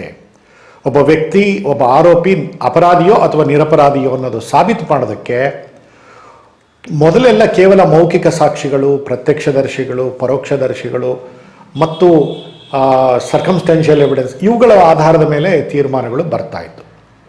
ಈಗ ಹಾಗಲ್ಲ, ಅತ್ಯಂತ ನಿಖರವಾಗಿ ವೈಜ್ಞಾನಿಕ ಸಾಕ್ಷ್ಯಾಧಾರಗಳನ್ನು ಆಧರಿಸಿರ್ತಕ್ಕಂಥ ತನಿಖಾ ವಿಧಾನವನ್ನು ಪೊಲೀಸರಿಗಾಗಿ ಮಾಡಿಕೊಟ್ಟಿದ್ದಾರೆ. ಅದರಲ್ಲಿ ಯಾವುದು, ಇವತ್ತು BNSSನಲ್ಲಿ ಅಂದರೆ ಭಾರತೀಯ ನಾಗರಿಕ ಸುರಕ್ಷಾ ಸಂಹಿತೆಯಲ್ಲಿ ಮಹತ್ತರವಾದ ಒಂದು ಬದಲಾವಣೆ ಏನಂತ ಬಂದಿದೆ ಅಂದರೆ, ಪೊಲೀಸರು ತನಿಖೆ ಮಾಡುವಾಗ ಯಾವುದೇ ಅಪರಾಧ ಪ್ರಕರಣದಲ್ಲಿ 7 ವರ್ಷ ಅಥವಾ 7 ವರ್ಷಕ್ಕಿಂತ ಜಾಸ್ತಿ ಶಿಕ್ಷೆ ವಿಧಿಸಬಹುದಾದ ಅಪರಾಧಗಳಿದ್ದಲ್ಲಿ ಅಂತಹ ಅಪರಾಧಗಳ ತನಿಖೆಯನ್ನು ಒಬ್ಬ ನ್ಯಾಯವೈದ್ಯಕೀಯ ಅಥವಾ ನ್ಯಾಯವಿಜ್ಞಾನದ ನಿಪುಣನನ್ನು ಜೊತೆಗಿಟ್ಕೊಂಡೇ ತನಿಖೆಯನ್ನು ಮಾಡಬೇಕು. ನ್ಯಾಯವಿಜ್ಞಾನದ ಆಧಾರಿತ ಸಾಕ್ಷ್ಯಾಧಾರಗಳನ್ನು ಸಂಗ್ರಹಿಸಬೇಕು. ಈ ರೀತಿ ಇದಕ್ಕೆ ಹೆಚ್ಚು ಒತ್ತನ್ನು ನೀಡಿದೆ. ಹಾಗಾದರೆ ಏನಿದು ನ್ಯಾಯವಿಜ್ಞಾನ ಮತ್ತು ನ್ಯಾಯವೈದ್ಯಕೀಯ, forensic medicine and forensic science, ಇವುಗಳ ಆಧಾರಿತ ಸಾಕ್ಷ್ಯಾಧಾರಗಳು ಅಂದರೆ ಏನು? ನಿಮಗೆಲ್ರಿಗೂ ಗೊತ್ತಿದೆ, ಭಾರತ ಸಾಕ್ಷ್ಯ ಅಧಿನಿಯಮದಲ್ಲಿ ಸ್ಪಷ್ಟವಾಗಿ ಉಲ್ಲೇಖಿಸಲಾಗಿದೆ, ಅವಕಾಶಗಳನ್ನು ಮಾಡಿಕೊಟ್ಟಲಾಗಿದೆ. ಏನಂದರೆ, ಯಾವ ಸುಳಿವುಗಳು ಅವನ್ನು ಸಾಕ್ಷಿಯಾಗಿ ಪರಿಗಣಿಸಬೇಕು, ಸಾಕ್ಷಿಯಾಗಿ ತಗೊಳ್ಬೇಕು ಅನ್ನೋದನ್ನು ನ್ಯಾಯಾಲಯದ ನ್ಯಾಯಾಧೀಶರ ವಿವೇಚನೆಗೆ ಬಿಟ್ಟಿರ್ತಕ್ಕಂಥದ್ದು. ಅಪರಾಧ ನಡೆದ ಸ್ಥಳದಲ್ಲಿ ಸಿಗಬಹುದಾದ ವಸ್ತುಗಳು, ಅದು ಯಾವುದೇ ರೂಪದಲ್ಲಿ ಸಿಗಲಿ, ಘರ ರೂಪದಲ್ಲಿ ಸಿಗಲಿ, ಭೌತಿಕ ರೂಪದಲ್ಲಿ ಸಿಗಲಿ, ದ್ರವ್ಯ ರೂಪದಲ್ಲಿ ಸಿಗಲಿ, ಜೈವಿಕಾಂಶಗಳಿಂದ ಕೂಡಿರತಕ್ಕಂಥ ಸುಳಿವುಗಳು ಸಿಗಲಿ, ಅಥವಾ ಅಂತರ್ಜಾಲ ಅಥವಾ ಮಾಹಿತಿ ತಂತ್ರಜ್ಞಾನ ಆಧಾರಿತ ಸುಳಿವುಗಳು ಸಿಗಲಿ. ಈ 4 ರೀತಿಯ ಸುಳಿವುಗಳಲ್ಲಿ ಯಾವುದೇ ಸುಳಿವುಗಳು ಅದು ಸುಳಿವುಗಳಾಗಿ ಮಾತ್ರ ಇರುತ್ತೆ. Clues are remain to be clues. ಆದರೆ ಅದನ್ನು ನ್ಯಾಯಾಲಯ ಎವಿಡೆನ್ಸ್ ಅಂತ ತಗೊಳ್ಬೇಕಾದ್ರೆ ಅಪರಾಧದ ಜೊತೆಗೆ ಆ ಸುಳಿವು ಸಂಬಂಧವನ್ನು ಹೊಂದಿರಬೇಕು. ಆ ಅಪರಾಧ ನಡೆದ ಸ್ಥಳದಲ್ಲಿ ಸಿಗಬಹುದಾದ ಈ ಸುಳಿವುಗಳು ಸಾಕ್ಷಿಯಾಗಿ ಪರಿವರ್ತನೆ ಆಗಬೇಕಾದ್ರೆ ಪೊಲೀಸರ ತನಿಖಾ ವಿಜ್ಞಾನದಲ್ಲಿ ಮಹತ್ತರವಾದ ಬದಲಾವಣೆಯನ್ನು ಬಂದಿದೆ. ಸೊ ಪೊಲೀಸರಿಗೆ ನ್ಯಾಯ ವಿಜ್ಞಾನದ ಮಹತ್ವ ಮತ್ತು ನ್ಯಾಯ ವಿಜ್ಞಾನ ಆಧಾರಿತ ಸುಳಿವುಗಳು, clues based on the forensic science, ಇವುಗಳನ್ನು ಸಂಗ್ರಹ ಮಾಡುವ ಪ್ರಾಮುಖ್ಯತೆಯನ್ನು ಇವತ್ತು ಕಾನೂನಿನಲ್ಲಿ ತಿಳಿಸ್ಕೊಡಲಾಗಿದೆ. ಆದರೆ ಇಲ್ಲೊಂದು ಸಣ್ಣ ನಾಗರಿಕರಾಗಿರ್ತಕ್ಕಂಥ ನಿಮ್ಮ ಜವಾಬ್ದಾರಿ ಕೂಡ ಇದೆ. ಯಾವುದೇ ಒಂದು ಅಪರಾಧ ನಡೆದ ಸ್ಥಳದಲ್ಲಿ ನಾವೆಲ್ಲರೂ ತುಂಬ ಕುತೂಹಲಶಾಲಿಗಳಾಗಿ, ಆಸಕ್ತರಾಗಿ, ಉದ್ವೇಗಕ್ಕೊಳಪಟ್ಟು, ಆತಂಕಕ್ಕೊಳಪಟ್ಟು ತಕ್ಷಣವೇ ಆ ಅಪರಾಧ ನಡೆದ ಸ್ಥಳದ ಮಹತ್ವ ಗೊತ್ತಿಲ್ಲದೆ ನಾವು ಎಂಟ್ರಾಗ್ಬಿಡ್ತೀವಿ, ಅದ್ರ ಒಳಗಡೆ ಹೋಗ್ಬಿಡ್ತೀವಿ, ಪ್ರವೇಶ ಮಾಡ್ತೀವಿ. ಅದನ್ನು ಅತಿಕ್ರಮಣ ಪ್ರವೇಶ ಅಂತಲೇ ಕರಿಬೇಕಾಗತ್ತೆ. ಯಾಕೆಂದರೆ ಅಲ್ಲಿರ್ತಕ್ಕಂಥ ಕೆಲವು ಸುಳಿವುಗಳು ಅವು ಸಾಕ್ಷ್ಯಾಧಾರಗಳಾಗಿ ನಮಗೆ ನ್ಯಾಯಾಲಯದಲ್ಲಿ ಸಹಕಾರಿಯಾಗುತ್ತೆ. ಅವುಗಳ ಅರಿವಿಲ್ಲದೇ ನಾವೇನು ಮಾಡ್ತೀವಿ, ಅದನ್ನು ಮುಟ್ಟಿಬಿಡ್ತೀವಿ, ಅಥವಾ ಅದನ್ನು ಒರೆಸ್ಬಿಡ್ತೀವಿ, ಅಥವಾ ಅದನ್ನು ಸ್ಥಾನ ಪಲ್ಲಟ ಮಾಡಿಬಿಡ್ತೀವಿ, ಮತ್ತು ಅದರ ಮೇಲೆ ನೀರನ್ನು ಎರಚಿಬಿಡ್ತೀವಿ, ಅಥವಾ ಯಾವುದೋ ಕೆಲವು ಸಾಕು ಪ್ರಾಣಿಗಳು ಅಲ್ಲಿ ಬರ್ತಾ ಇರೋದನ್ನು ನೋಡಿದರೂ ಕೂಡ ಅದನ್ನು ನಿಲ್ಲಿಸದೆ ನಾವು ಆ ಪ್ರಾಣಿಗಳ ಒಳಗಡೆ ಹೋಗೋದಕ್ಕೆ ಬಿಟ್ಬಿಡ್ತೀವಿ. ಉದಾಹರಣೆಗೆ ನಾಯಿನೋ ಅಥವಾ ಇನ್ಯಾವುದೋ ಪ್ರಾಣಿಗಳು, ಅಲ್ಲಿ ರಕ್ತ ಚೆಲ್ಲಿರುತ್ತೆ, ಒಂದಷ್ಟು ಇನ್ನೇನೋ ಬಯಾಲಜಿಕಲ್ ಸ್ಯಾಂಪಲ್ಸ್ ಇರುತ್ತೆ, ಜೈವಿಕ ಅಂಶಗಳು, ಅವುಗಳನ್ನ ನೆಕ್ಕೋದಕ್ಕೆ, ತಿನ್ನೋದಕ್ಕೆ, ಅಥವಾ ಅದನ್ನು ಮೂಸು ನೋಡೋದಕ್ಕೆ ನಾವು ಅವಕಾಶ ಮಾಡಿಕೊಟ್ಬಿಡ್ತೀವಿ. ಅಷ್ಟೇ ಅಲ್ಲ, ನಾವು ಕೂಡ ಬೇಕಾಬಿಟ್ಟಿಯಾಗಿ ಅವುಗಳನ್ನು ಮುಟ್ಟೋದು, ತಡವೋದು, ಅದನ್ನು ಆ ಕಡೆ ಈ ಕಡೆ ನೋಡೋದು. ಪೊಲೀಸರು ಬರೋ ತನಕ, ಪೊಲೀಸರು ಬಂದು ಎಚ್ಚರಿಸಿ ಆ ಕಡೆ ಹೋಗಿನ ತನಕ ನಾವು ಈ ಕೆಲಸ ಮಾಡ್ತಾನೆ ಇರ್ತೀವಿ. ಇದು ಬಹಳ ದೊಡ್ಡ ತಪ್ಪು. ನಮ್ಮ ಮೇಲೆ ಬಹಳ ದೊಡ್ಡ ಜವಾಬ್ದಾರಿ ಇದೆ. ಅತ್ಯಂತ ಸಾಕ್ಷಿ ಮತ್ತು ಮೌಲ್ಯಯುತವಾಗಿರ್ತಕ್ಕಂಥ ಸಾಕ್ಷ್ಯಾಧಾರಗಳನ್ನು, ಸುಳಿವುಗಳನ್ನು ನಾವು ನಾಶ ಮಾಡಬಾರ್ದು, ಅವುಗಳನ್ನು ಅಳಿಸಾಕಬಾರ್ದು. ಅವುಗಳಲ್ಲಿರ್ತಕ್ಕಂಥ ಎವಿಡೆನ್ಷಿಯರಿ ವ್ಯಾಲ್ಯೂ, ಏನು ಮೌಲಿಕವಾಗಿರ್ತಕ್ಕಂಥ ಸಾಕ್ಷ್ಯವನ್ನು ನಾವು ನಾಶ ಮಾಡಬಾರ್ದು. ಆ ಕಾರಣಕ್ಕಾಗಿ ಇವತ್ತು ಫೊರೆನ್ಸಿಕ್ ಸೈನ್ಸನ್ನು ಸಾಮಾನ್ಯ ಜ್ಞಾನ ಎಲ್ರಿಗೂ ಬೇಕಾಗಿದೆ.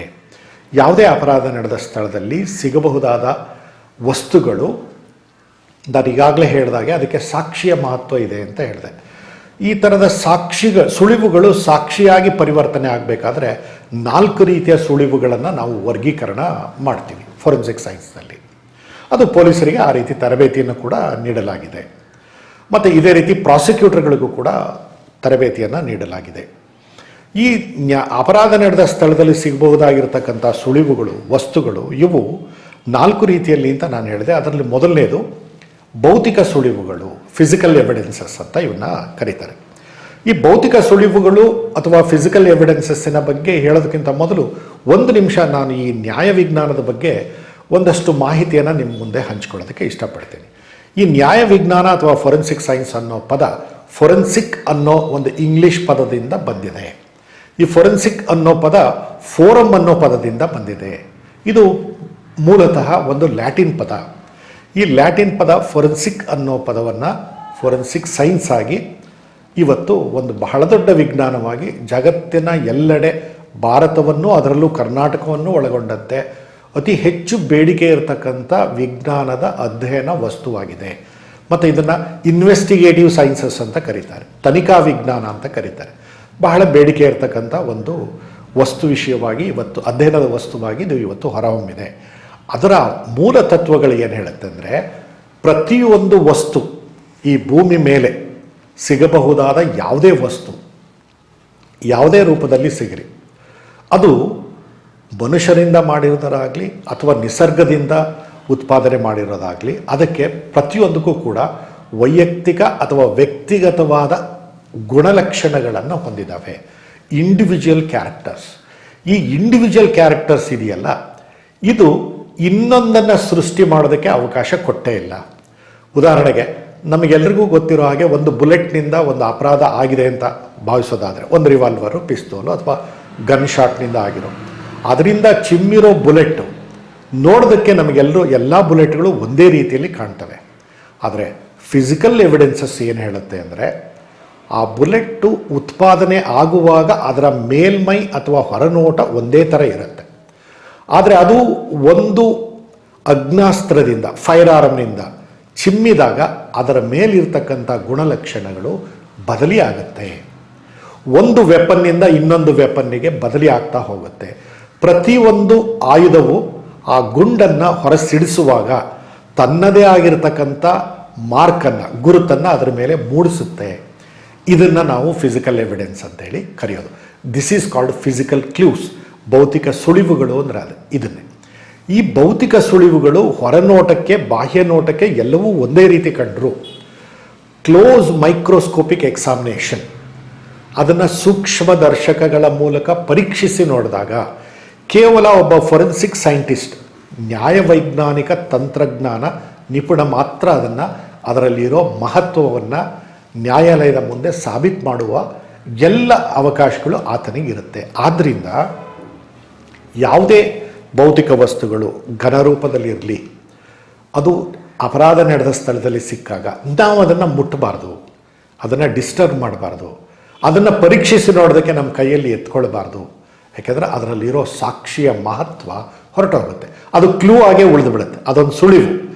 ಆ ಸುಳಿವು ಸಾಕ್ಷಿಯನ್ನಾಗಿ ಪರಿವರ್ತನೆ ಮಾಡೋದಕ್ಕೆ ಕೇವಲ ಪೊಲೀಸರಿಗೆ ಮತ್ತು ನ್ಯಾಯವಿಜ್ಞಾನದ ತಂತ್ರಜ್ಞಾನದ ನಿಪುಣರಿಗೆ ಮಾತ್ರ ಅದರ ತರಬೇತಿ ನೀಡಲಾಗಿದೆ.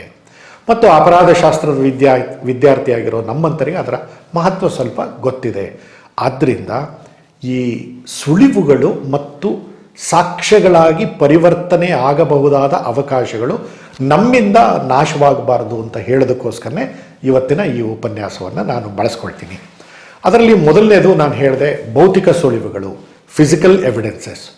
ಇದರಲ್ಲಿ 25ರಿಂದ 30 ರೀತಿಯ ಫಿಸಿಕಲ್ ಎವಿಡೆನ್ಸ್ಗಳು ಬರ್ತವೆ. ಉದಾಹರಣೆಗೆ ಆಯುಧಗಳು, ಉಪಕರಣಗಳು, ದಾಖಲೆಗಳು, ಬೆರಳು ಮುದ್ರೆಗಳು, ಪಾದಮುದ್ರೆಗಳು, ಬಟ್ಟೆಗಳು, ನೂಲು, ದಾರ, ಯಾವುದೇ ರೀತಿಯ ಔಷಧಿಗಳು, ಗಾಜಿನ ಚೂರು ಅಥವಾ ಗಾಜು, ಬಣ್ಣ, ಮಣ್ಣು, ಧೂಳು, ಕೆಸರು, ಉಪಕರಣಗಳು, ಆಯುಧ, ಇವೆಲ್ಲ ನಾನಾ ರೀತಿಯ ಭೌತಿಕ ವಸ್ತುಗಳು ಅಪರಾಧ ನಡೆದ ಸ್ಥಳದಲ್ಲಿ ನಮಗೆ ಸಿಗ್ತವೆ. ಅಷ್ಟೇ ಅಲ್ಲ, ಈ ಉಪಕರಣಗಳನ್ನು ಬಳಸಿ ಮಾಡಿರಬಹುದಾದ ಅಪರಾಧ ನಡೆದ ಸ್ಥಳದಲ್ಲಿ, ಆ ಜಾಗದಲ್ಲಿ ಈ ಉಪಕರಣಗಳನ್ನು ಬಳಸಿರುವ ಗುರುತುಗಳು ಕೂಡ ಇರ್ತವೆ. ಟೂಲ್ ಮಾರ್ಕ್ ಅಂತ ಕರೀತೇವೆ. ಇದೇನೋ ಆಗಿದೆಯಲ್ಲ, ಇದು ಡೋರ್ ಮೇಲೆ ಏನೋ ಕಲೆ ಬಿದ್ದಿದೆಯಲ್ಲ, ಅದನ್ನು ತೆಗೆದು ನೋಡಕ್ಕೆ ಹೋದರೆ ಅಪರಾಧಿ ಬಳಸಿರುವ ಆಯುಧದಿಂದ ಆಗಿರುವ ಗುರುತಿನ ಆ ಸುಳಿವು ಸಾಕ್ಷ್ಯವಾಗಿ ಪರಿವರ್ತನೆ ಆಗೋದನ್ನು ನಾನಾಗಿ ತಡೆದಂಗೆ ಆಗುತ್ತೆ. ಆ ಕೆಲಸ, ಆ ತಪ್ಪನ್ನು ನಾವು ಇದೆಲ್ಲ ನಾವು ಬೇಕು ಅಂತ ಮಾಡೋದಿಲ್ಲ, ನಮ್ಮಲ್ಲಿ ದುರುದ್ದೇಶ ಇರಲ್ಲ, ಆದರೆ ಅಜಾಗರೂಕತೆಯಿಂದ ಮಾಡುವ ಚಾನ್ಸಸ್ ಇರುತ್ತೆ, ಅವಕಾಶಗಳಿರುತ್ತೆ. ಅದನ್ನು ಮಾಡಬಾರ್ದು. ಪ್ರತಿಯೊಂದು ವಸ್ತು, ಅಪರಾಧ ನಡೆದ ಸ್ಥಳದಲ್ಲಿ ಸಿಕ್ಕಿರುವ ಪ್ರತಿಯೊಂದು ವಸ್ತು, ಅದು ಮುದ್ರಿತವಾಗಿರಲಿ, ಕಾಗದದ ಚೂರಾಗಿರಲಿ, ರಶೀಟ್ ಆಗಿರಲಿ, ಮೊಬೈಲ್ ಆಗಿರಲಿ, ಮೊಬೈಲಿಗೆ ಬಳಸ್ತಕ್ಕಂಥ ಬೇರೆ ಬೇರೆ ರೀತಿಯ ಅಕ್ಸೆಸರೀಸ್ಗಳಾಗಿರಲಿ, ವೈರ್ಗಳಾಗಲಿ, ಯಾವುದನ್ನೂ ಕೂಡ ಅದು ಯಾವ ಸ್ಥಳದಲ್ಲಿ ಹೇಗೆ ಇರುತ್ತೋ ಹಾಗೆ ಬಿಡಬೇಕು. ಎತ್ತಿ ನೋಡಿ ಪರೀಕ್ಷಿಸುವಂಥ ಪ್ರಯತ್ನ ನಾವು ಮಾಡಬಾರ್ದು. ಉದಾಹರಣೆಗೆ ಆಯುಧಗಳಿದೆಯಲ್ಲ, ಅದರ ಆಯುಧವನ್ನು ಬಳಸಿರ್ತಕ್ಕಂಥ ಅಪರಾಧಿಯ ಬೆರಳು ಮುದ್ರೆಗಳು ಆ ಆಯುಧದ ಮೇಲೆ ಇರುತ್ತೆ. ನಾವು ಆಯುಧವನ್ನು ಎತ್ಕೊಂಡು ನೋಡೋದಕ್ಕೆ ಹೋಗ್ತೇವೆ. ಉದಾಹರಣೆಗೆ ಚಾಕು ಇರ್ಬೋದು, ಲಾಂಗ್ ಇರ್ಬೋದು, ಮಚ್ಚಿರ್ಬೋದು, ರಿವಾಲ್ವರ್ ಇರ್ಬೋದು, ಪಿಸ್ತೂಲ್ ಇರ್ಬೋದು. ಇದು ಸಿಡಿಸಿದಾರೋ ಇಲ್ಲೋ ಅಂತ ಒಳಗಡೆ ಮೂಸ್ ನೋಡೋದು ಅಥವಾ ಬೆರಳು ಹಾಕೋದು, ಎಲ್ಲ ಸಾಕ್ಷ್ಯಾಧಾರಗಳು ನಾಶವಾಗಿಬಿಡ್ತವೆ. ಒಂದು ಫೈರ್ ಆರ್ಮನ್ನು ಬಳಸಿದಾಗ ಆ ಅಗ್ನಾಸ್ತ್ರ ಬಳಸಿದ ನಂತರ ಹಲವಾರು ರಾಸಾಯನಿಕಗಳನ್ನು, ಹಲವಾರು ಭೌತಿಕ ಅಂಶಗಳನ್ನು ಅಪರಾಧ ನಡೆದ ಸ್ಥಳದಲ್ಲಿ ಬಿಟ್ಟಿರುತ್ತೆ. ಮತ್ತು ಅಪರಾಧ ನಡೆದ ಸ್ಥಳದಿಂದ ಅದು ಬೇರೆ ಕಡೆಗೆ ವರ್ಗಾವಣೆ ಆಗಿರುತ್ತೆ. ಅಲ್ಲಿ ಸಿಗುವ ವಸ್ತುಗಳು, ಅಪರಾಧಿಯ ಬಳಿ ದೊರಕುವ ವಸ್ತುಗಳು, ಎರಡಕ್ಕೂ ನಡುವೆ ಸಂಪರ್ಕವನ್ನು, ಸೇತುವೆಯನ್ನು ಕಲ್ಪಿಸೋದು ಪೊಲೀಸರ ಕೆಲಸ. ಆದ್ದರಿಂದ ಈ ವಸ್ತುಗಳು ಸುಳಿವುಗಳಾಗುತ್ತೆ, ಸುಳಿವುಗಳು ಸಾಕ್ಷ್ಯಗಳಾಗ್ತವೆ, ಸಾಕ್ಷ್ಯಗಳು ನ್ಯಾಯಾಲಯದ ವಿಚಾರಣೆಯಲ್ಲಿ ಅಪರಾಧಿ ಮತ್ತು ಅಪರಾಧ ನಡೆದ ಸ್ಥಳಕ್ಕೂ ಒಂದು ಕೊಂಡಿಯನ್ನು ಬೆಸೆಯುವ ಸೂತ್ರವನ್ನು ರಚನೆ ಮಾಡುತ್ತೆ. ಈ ಎವಿಡೆನ್ಸಿಗಿರ್ತಕ್ಕಂಥ ಮಹತ್ವ, ಸಾಕ್ಷಿಗಿರ್ತಕ್ಕಂಥ ಮಹತ್ವವನ್ನು ನಾವು ಎಚ್ಚರಿಕೆಯಿಂದ ಗಮನಿಸಬೇಕು. ಪೊಲೀಸರಿಗೆ, ತನಿಖಾ ವಿಜ್ಞಾನಿಗಳಿಗೆ, ನ್ಯಾಯ ವಿಜ್ಞಾನಿಗಳಿಗೆ, ನ್ಯಾಯ ವೈದ್ಯಕೀಯ ವಿಜ್ಞಾನಿಗಳಿಗೆ ತನಿಖೆಯಲ್ಲಿ ಸಹಕಾರಿಯಾಗಿ ನಾವಿರಬೇಕು. ಯಾವುದೇ ವಸ್ತುವನ್ನು ಮುಟ್ಟುವುದಾಗಲಿ, ಪರೀಕ್ಷಿಸೋದಾಗಲಿ, ಅದರ ಸ್ಥಾನ ಪಲ್ಲಟವನ್ನು ಮಾಡೋದಾಗಲಿ, ಇದನ್ನು ನಾವು ಯಾರೂ ಮಾಡಬಾರ್ದು. ನಾವೆಲ್ಲರೂ ಮಾಡಬಹುದಾದ ಅತಿ ದೊಡ್ಡ ಉಪಕಾರ ಯಾವುದು? ಬಹಳ ದೊಡ್ಡ ಸಹಾಯ, ಆ ಸ್ಥಳದಿಂದ ಸಾಧ್ಯವಾದಷ್ಟು ದೂರದಲ್ಲಿ ಅಂತರವನ್ನು ಕಾಪಾಡಿಕೊಂಡು ಬೇರೆಯವರು ಯಾರೂ ಅದರ ಒಳಗಡೆ ಬರದೇ ಇರೋ ಹಾಗೆ, ವ್ಯಕ್ತಿಗಳಾಗಲಿ, ಮನುಷ್ಯರಾಗಲಿ, ಪ್ರಾಣಿಗಳಾಗಲಿ ಬರದ ಹಾಗೆ ನೋಡ್ಕೊಳ್ಬೇಕಾದ ಜವಾಬ್ದಾರಿ ನಮ್ಮ ಮೇಲಿದೆ. ಪೊಲೀಸರು ಬರೋ ತನಕ, ನ್ಯಾಯ ವಿಜ್ಞಾನಿಗಳು ಬರೋ ತನಕ, ತನಿಖಾ ತಂಡ ಅಲ್ಲಿಗೆ ಬರೋ ತನಕ ನಾವು ಯಾರೂ ಆ ಸ್ಥಳಕ್ಕೆ ಒಳಗಡೆ ಹೋಗಬಾರ್ದು.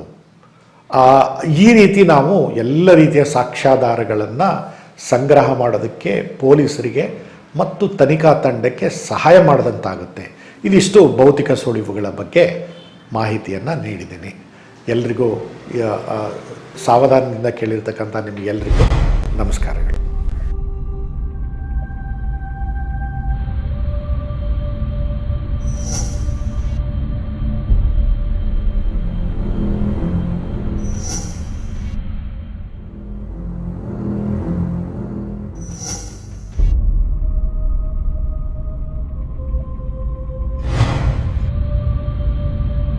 ನಮಸ್ಕಾರ.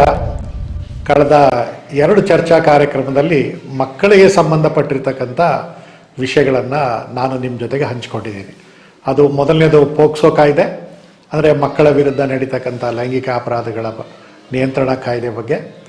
ಎರಡನೇದು ಮಕ್ಕಳೇ ಅಪರಾಧ ಮಾಡಿದರೆ ಮಕ್ಕಳ ಕಾಯ್ದೆಯಲ್ಲಿ ಅದಕ್ಕೆ ಏನು ಪ್ರಾವಿಷನ್ನು, ಆ ಕಾನೂನಿನ ಜೊತೆಗೆ ಸಂಘರ್ಷಕ್ಕಿಳಿದ ಮಕ್ಕಳು, ಬಾಲಾಪರಾಧಿಗಳು ಅನ್ನಬಾರ್ದು. ಈ ವಿಷಯಗಳನ್ನು ನಿಮ್ಮ ಮುಂದೆ ಹಂಚಿಕೊಂಡೆ. ಈಗ ಮಕ್ಕಳ ವಿರುದ್ಧ ಕೇವಲ ಲೈಂಗಿಕ ಅಪರಾಧಗಳು ಮಾತ್ರ ಆಗ್ತಾ ಇಲ್ಲ, ಬೇರೆ ಬೇರೆ ರೀತಿಯ ಅವಮಾನಗಳು, ಅಪಮಾನಗಳು, ಅವರ ಅವಕಾಶಗಳನ್ನು ವಂಚಿತರನ್ನಾಗಿ ಮಾಡ್ತಕ್ಕಂಥದ್ದು, ಮತ್ತು ಮಕ್ಕಳ ದುರ್ಬಳಕೆ, ಮಕ್ಕಳ ಮಾರಾಟ, ಮಕ್ಕಳು ಕಾಣೆಯಾಗ್ತಕ್ಕಂಥದ್ದು, ಮತ್ತು ಮಕ್ಕಳನ್ನು ಬೇರೆ ಬೇರೆ ಸ್ವಾಹಿತಾಸಕ್ತಿಗಳಿಗಾಗಿ ಅಥವಾ ಅವರನ್ನು ಬೇರೆ ರೀತಿಯಲ್ಲಿ ದುರ್ಬಳಕೆ ಮಾಡ್ತಕ್ಕಂಥದ್ದು, ಇವುಗಳಿಗೆ ಸಂಬಂಧಪಟ್ಟಿರ್ತಕ್ಕಂಥ ಕಾಯ್ದೆ ಕೂಡ ನಾವು ತಿಳ್ಕೊಳ್ಬೇಕಾದ ಅಥವಾ ನಿಮ್ಮ ಜೊತೆಗೆ ಹಂಚ್ಕೊಳ್ಬೇಕಾದ ಅವಶ್ಯಕತೆ ಇದೆ. ಇದೇ ಬಾಲ ನ್ಯಾಯ ಕಾಯ್ದೆ 1986, ಅದಾದ ನಂತರ 2000, ಅದಾದ ನಂತರ ಇತ್ತೀಚೆಗೆ 2023. ಇದರಲ್ಲಿ ಮಕ್ಕಳಿಗಾಗಿ ಬಹಳ ವಿಶೇಷವಾದ ಅವರ ಹಕ್ಕುಗಳ ರಕ್ಷಣೆಗಾಗಿ ಕೇಂದ್ರ ಸರ್ಕಾರ ಮತ್ತು ಜಾಗತಿಕ ಮಟ್ಟದಲ್ಲಿ ಬಹಳಷ್ಟು ಅವಕಾಶಗಳನ್ನು ಮಾಡಿಕೊಟ್ಟಿದ್ದಾರೆ. ಇವುಗಳು ನಮಗೆ ಮಾಹಿತಿ ಇಲ್ಲ. ಇದರಿಂದ ಮಕ್ಕಳ ಹಕ್ಕುಗಳು ಬಹಳ ರೀತಿಯಲ್ಲಿ ಬಹಳ ಹೀನಾಯವಾಗಿ ದಮನ ಆಗ್ತವೆ. ಅವರ ಹಕ್ಕುಗಳನ್ನು ಕಸ್ಕೊಳ್ತಾ ಇದ್ದೀವಿ.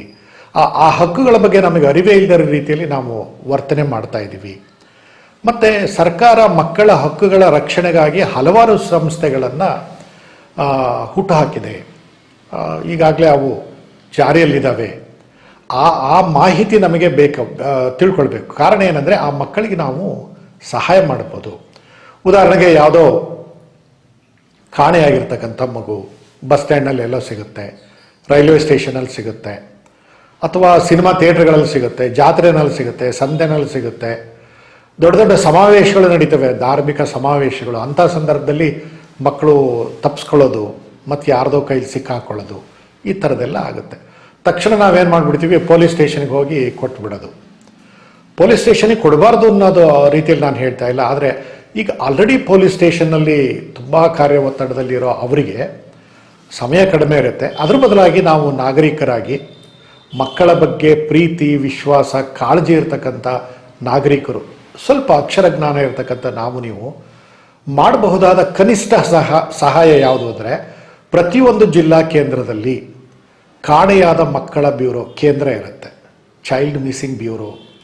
ಮತ್ತು ಸರ್ಕಾರ ಮಹಿಳಾ ಮತ್ತು ಮಕ್ಕಳ ಅಭಿವೃದ್ಧಿ ಇಲಾಖೆಯ ಅಡಿಯಲ್ಲಿ ಪ್ರತಿಯೊಂದು ಜಿಲ್ಲಾ ಕೇಂದ್ರದಲ್ಲಿ ಉಪನಿರ್ದೇಶಕರ ಕಚೇರಿ ಮತ್ತು ಅವರ ಆಶ್ರಯದಲ್ಲಿ ಕೆಲವಾರು ಸಂಸ್ಥೆಗಳಿರ್ತವೆ.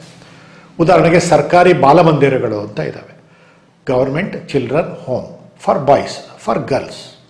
ಬಾಲಕಿಯರಿಗಾಗಿ ಸರ್ಕಾರಿ ಬಾಲಮಂದಿರ, ಬಾಲಕರಿಗಾಗಿ ಸರ್ಕಾರಿ ಬಾಲಮಂದಿರಗಳನ್ನು ಸರ್ಕಾರ ಪ್ರತಿಯೊಂದು ಜಿಲ್ಲಾ ಕೇಂದ್ರದಲ್ಲೂ ತೆಗೆದಿದೆ.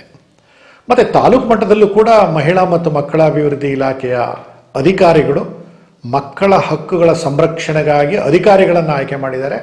ಅವರ ಜವಾಬ್ದಾರಿ ಕೂಡ, ಉದಾಹರಣೆಗೆ ಶಾಲೆಯಿಂದ ಹೊರಗುಳಿದಿರತಕ್ಕಂಥ ಮಗು, ಡ್ರಾಪ್ಔಟ್, ಬಹುದಿನಗಳ ಕಾಲ ಶಾಲೆಗೆ ಬರದೇ ಇರತಕ್ಕಂಥ ಮಗು, ಕಾಣೆಯಾದ ಮಗು, ಬಾಲ್ಯ ವಿವಾಹದ ದೌರ್ಜನ್ಯಕ್ಕೆ ಒಳಗಾದ ಮಗು, ಈ ಥರದ ಮತ್ತು ಬಾಲ ಕಾರ್ಮಿಕ ಪದ್ಧತಿಗೆ ಒಳಗಾಗಿರ್ತಕ್ಕಂಥ ಮಗು, ಅಥವಾ ಕೆಲವು ಸಂಬಂಧಿಕರು ಮಗುವನ್ನು ಓದಿಸ್ತೀವಿ ಅಂತ ದೂರದ ದೊಡ್ಡ ದೊಡ್ಡ ಪಟ್ಟಣಗಳಿಗೆ ಕರ್ಕೊಂಡು ಹೋಗ್ತಾರೆ, ಅಲ್ಲಿ ಮನೆಗೆಲಸಕ್ಕೆ ಇಟ್ಕೊಂಡಿರ್ತಕ್ಕಂಥ ಮಗು, ಎಲ್ಲ ರೀತಿಯಲ್ಲಿ ಮಕ್ಕಳ ಹಕ್ಕುಗಳ ಒಂದು ರೀತಿ ಅವ್ಯಾಹತವಾಗಿ ದಮನಗಳಾಗ್ತಾ ಇದ್ದಾವೆ.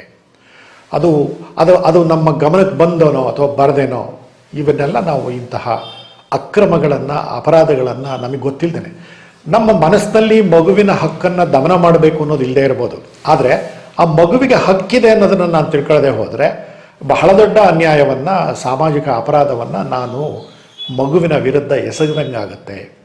ಆದ್ದರಿಂದ ವಿಶ್ವಸಂಸ್ಥೆ ಕರೆ ಕೊಟ್ಟಿದೆ, ಪ್ರತಿಯೊಂದು ಮಗು ಕೂಡ ರಾಷ್ಟ್ರೀಯ ಸಂಪತ್ತು.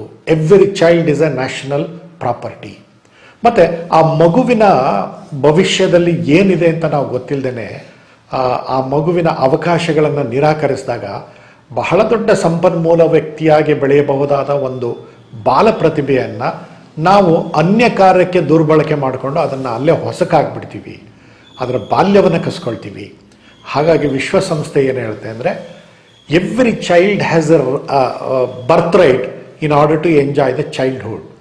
ಪ್ರತಿಯೊಂದು ಮಗುವಿಗೂ ಕೂಡ ಹುಟ್ಟುವಿನಿಂದನೇ ಒಂದು ಹಕ್ಕು ಬರುತ್ತೆ. ಅದೇನೆಂದರೆ ತನ್ನ ಬಾಲ್ಯತನವನ್ನು ತಾನು ಸಂಭ್ರಮದಿಂದ, ಸಂತೋಷದಿಂದ ಆಚರಿಸೋದು, ಅನುಭವಿಸೋದು ಅದರ ಹಕ್ಕು. ಆ ಬಾಲ್ಯತನವನ್ನೇ ನಾವು ಕಸ್ಕೊಳ್ತೀವಿ. ಉದಾಹರಣೆಗೆ ಮಗು ರಸ್ತೆನಲ್ಲಿ ಆಟ ಆಡ್ತಾ ಇದ್ದರೆ ಎಲ್ಲರೂ ಆ ಬೀದಿನಲ್ಲಿ ಇರೋರೆಲ್ಲ ಆ ಮಗುವಿಗೆ ಹೆದರಿಸಿ ವಾಪಸ್ ಮನೆ ಒಳಗೆ ಹೋಗು ಅಥವಾ ಇನ್ನೆಲ್ಲಾರೋ ಹೋಗು. ರಸ್ತೆಯಲ್ಲಿ ಆಟ ಆಡೋದಕ್ಕೆ ಎನ್ಕರೇಜ್ ಮಾಡಿ ಅಂತ ನಾನು ಹೇಳ್ತಾ ಇಲ್ಲ. ಆಟ ಆಡೋದು ಮಗುವಿನ ಬರ್ತ್ ರೈಟ್. ಅದಕ್ಕೆ ಸೂಕ್ತ ವ್ಯವಸ್ಥೆಯನ್ನು ಮಾಡಬೇಕು. ಎಷ್ಟು ಕಡೆ ನಮ್ಮ ಸಮಾಜದಲ್ಲಿ ಮಕ್ಕಳಿಗಾಗಿ ಆಟದ ಪ್ಲೇ ಗ್ರೌಂಡ್ಗಳನ್ನು ಮಾಡಿದ್ದೀವಿ, ಮತ್ತು ಎಷ್ಟು ಕಡೆ ಮುಕ್ತವಾಗಿ ಮಕ್ಕಳು ಅದು ವಿದ್ಯಾಭ್ಯಾಸ ಮಾಡೋದಕ್ಕೆ ಅವಕಾಶ ಮಾಡಿಕೊಟ್ಟಿದ್ದೀವಿ. ಪ್ರತಿಯೊಂದು ಜಿಲ್ಲೆಯ ಅಂಕಿಅಂಶಗಳನ್ನು ನೀವು ತೆಗೆದುಕೊಂಡು ನೋಡಿ, ಸರ್ಕಾರಿ ಅಂಕಿಅಂಶಗಳನ್ನೇ ನೀವು ನೋಡಿ, ಸಹಸ್ರಾರು ಸಂಖ್ಯೆಯಲ್ಲಿ ಮಕ್ಕಳು ಶಾಲೆಗೆ ಹೋಗೋದ್ರಿಂದ ಹೊರಗುಳಿದಿದ್ದಾರೆ. ಡ್ರಾಪ್ಔಟ್ಸ್ಗಳ ಸಂಖ್ಯೆ ಜಾಸ್ತಿ ಇದೆ. ಪ್ರೈಮರಿ ಸ್ಕೂಲ್ನಲ್ಲಿ ಒಂದು ರೀತಿ ವಾರ್ ಫೂಟಿಂಗ್, ಸಮರೋಪಾದಿಯಲ್ಲಿ ಮಕ್ಕಳನ್ನು ಬಹಳ ಉತ್ಸಾಹದಿಂದ ಸೇರಿಸ್ಕೊಳ್ತೀವಿ. ಕೊನೆಗೆ ಅದು 4ನೇ ತರಗತಿ ಅಥವಾ ಅದರಿಂದ ಮುಂದೆ ಹೋಗೋದಕ್ಕೆ ಆಗ್ತಾ ಇಲ್ಲ. ಕಾರಣ ಹುಡುಕ್ತಾ ಇಲ್ಲ ನಾವು. ಮಕ್ಕಳು ಶಾಲೆಗೆ ಹೋಗದೇ ಇದ್ದರೆ ಬಹಳ ದೊಡ್ಡ ಸಾಮಾಜಿಕ ಅಪರಾಧಿಗಳು ನಾವೆಲ್ಲ. ಆ ಮಗು ಕಲಿತಾ ಇಲ್ಲ, ಮಗು ಶಾಲೆಯಿಂದ ಹೊರಗುಳಿದಿದೆ ಅಂದರೆ ಮಗುವಿನ ತಪ್ಪಲ್ಲ, ಮಗುವಿನ ತಂದೆ ತಾಯಿಗಳದ್ದು ತಪ್ಪಲ್ಲ. ಇಡೀ ಸಮಾಜದ ಸಾಮಾಜಿಕ ಹೊಣೆಗಾರಿಕೆ, ಜವಾಬ್ದಾರಿ ಜಾಸ್ತಿ ಇದೆ. ಹಾಗಾಗಿ every child is a national concern. ದೇಶದ ಆಸ್ತಿ, ದೇಶಕ್ಕೆ ಸಂಬಂಧಪಟ್ಟಿರೋದು.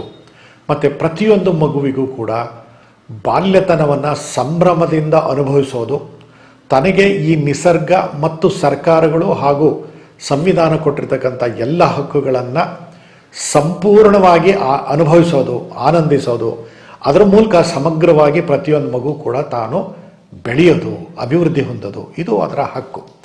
ಅದಕ್ಕೆ ಪೂರಕವಾಗಿ ಸರ್ಕಾರಿ ಕೆಲವು ಸಂಸ್ಥೆಗಳು ಕೆಲಸ ಮಾಡ್ತಾ ಇದ್ದಾವೆ. ಅವುಗಳ ಜೊತೆಗೆ ನಾವು ಕೈ ಜೋಡಿಸ್ಬೇಕು, ನಾವು ನೆಗ್ಲೆಕ್ಟ್ ಮಾಡಬಾರ್ದು. ಉದಾಹರಣೆಗೆ ನಾನು ಹೇಳಿದೆ, ಬೀದಿನಲ್ಲಿ ಸಿಗುತ್ತೆ, ಎಲ್ಲೋ ಒಂದು ಮಗು ಅನಾಥವಾಗಿ ಸಿಕ್ಬಿಡುತ್ತೆ, ನಮ್ಮ ಜವಾಬ್ದಾರಿ ಅದು.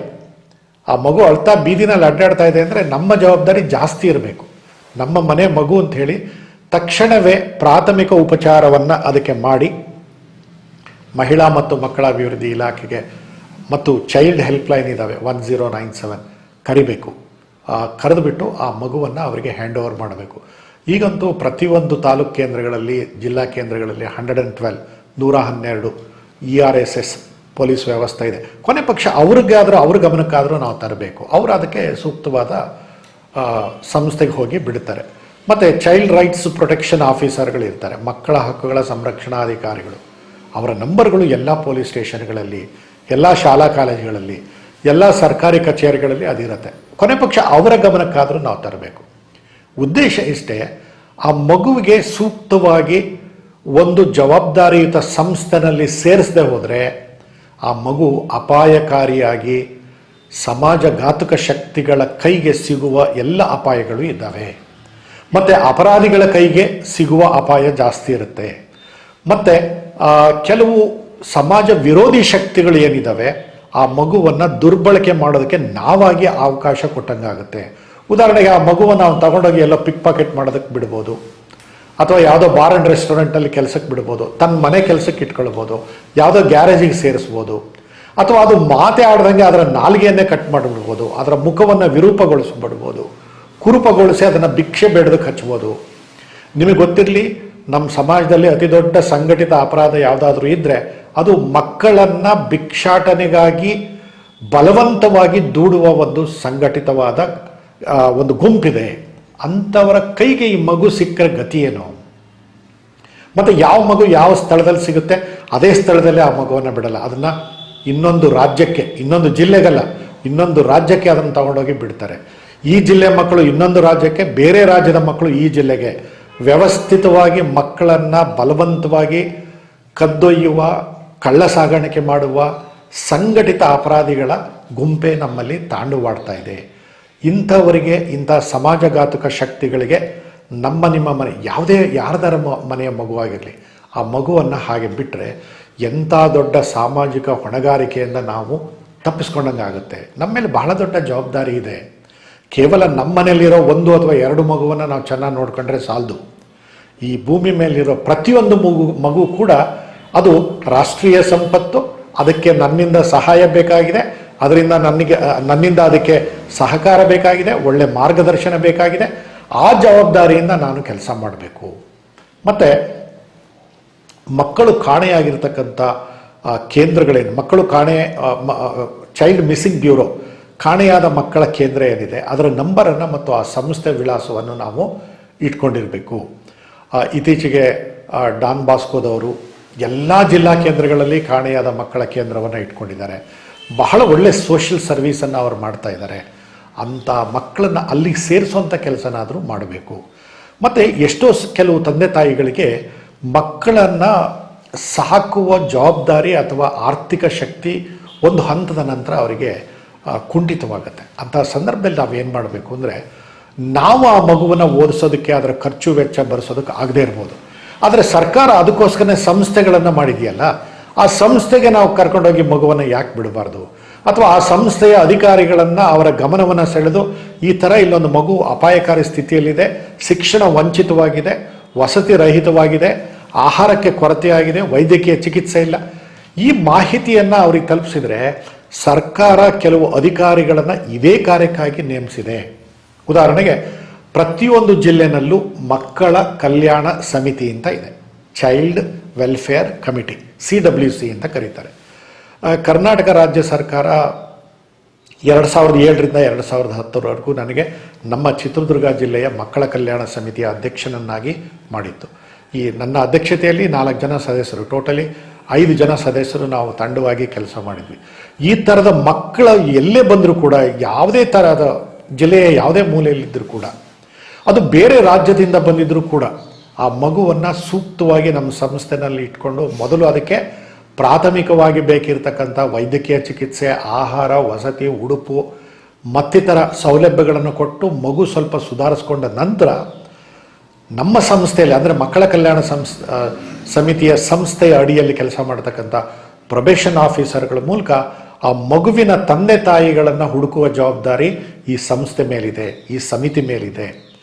ಒಂದು ಮಗು ಕಾಣೆಯಾಗಿದೆ ಅಂದರೆ ಅಲ್ಲಿ ಸರ್ಕಾರಿ ಅಂಗಸಂಸ್ಥೆಗಳು ಸರಿಯಾಗಿ ಕೆಲಸ ಮಾಡ್ತಾ ಇಲ್ಲ ಅಂತಲೇ ಅದು ಭಾವನೆ ಆಗುತ್ತೆ.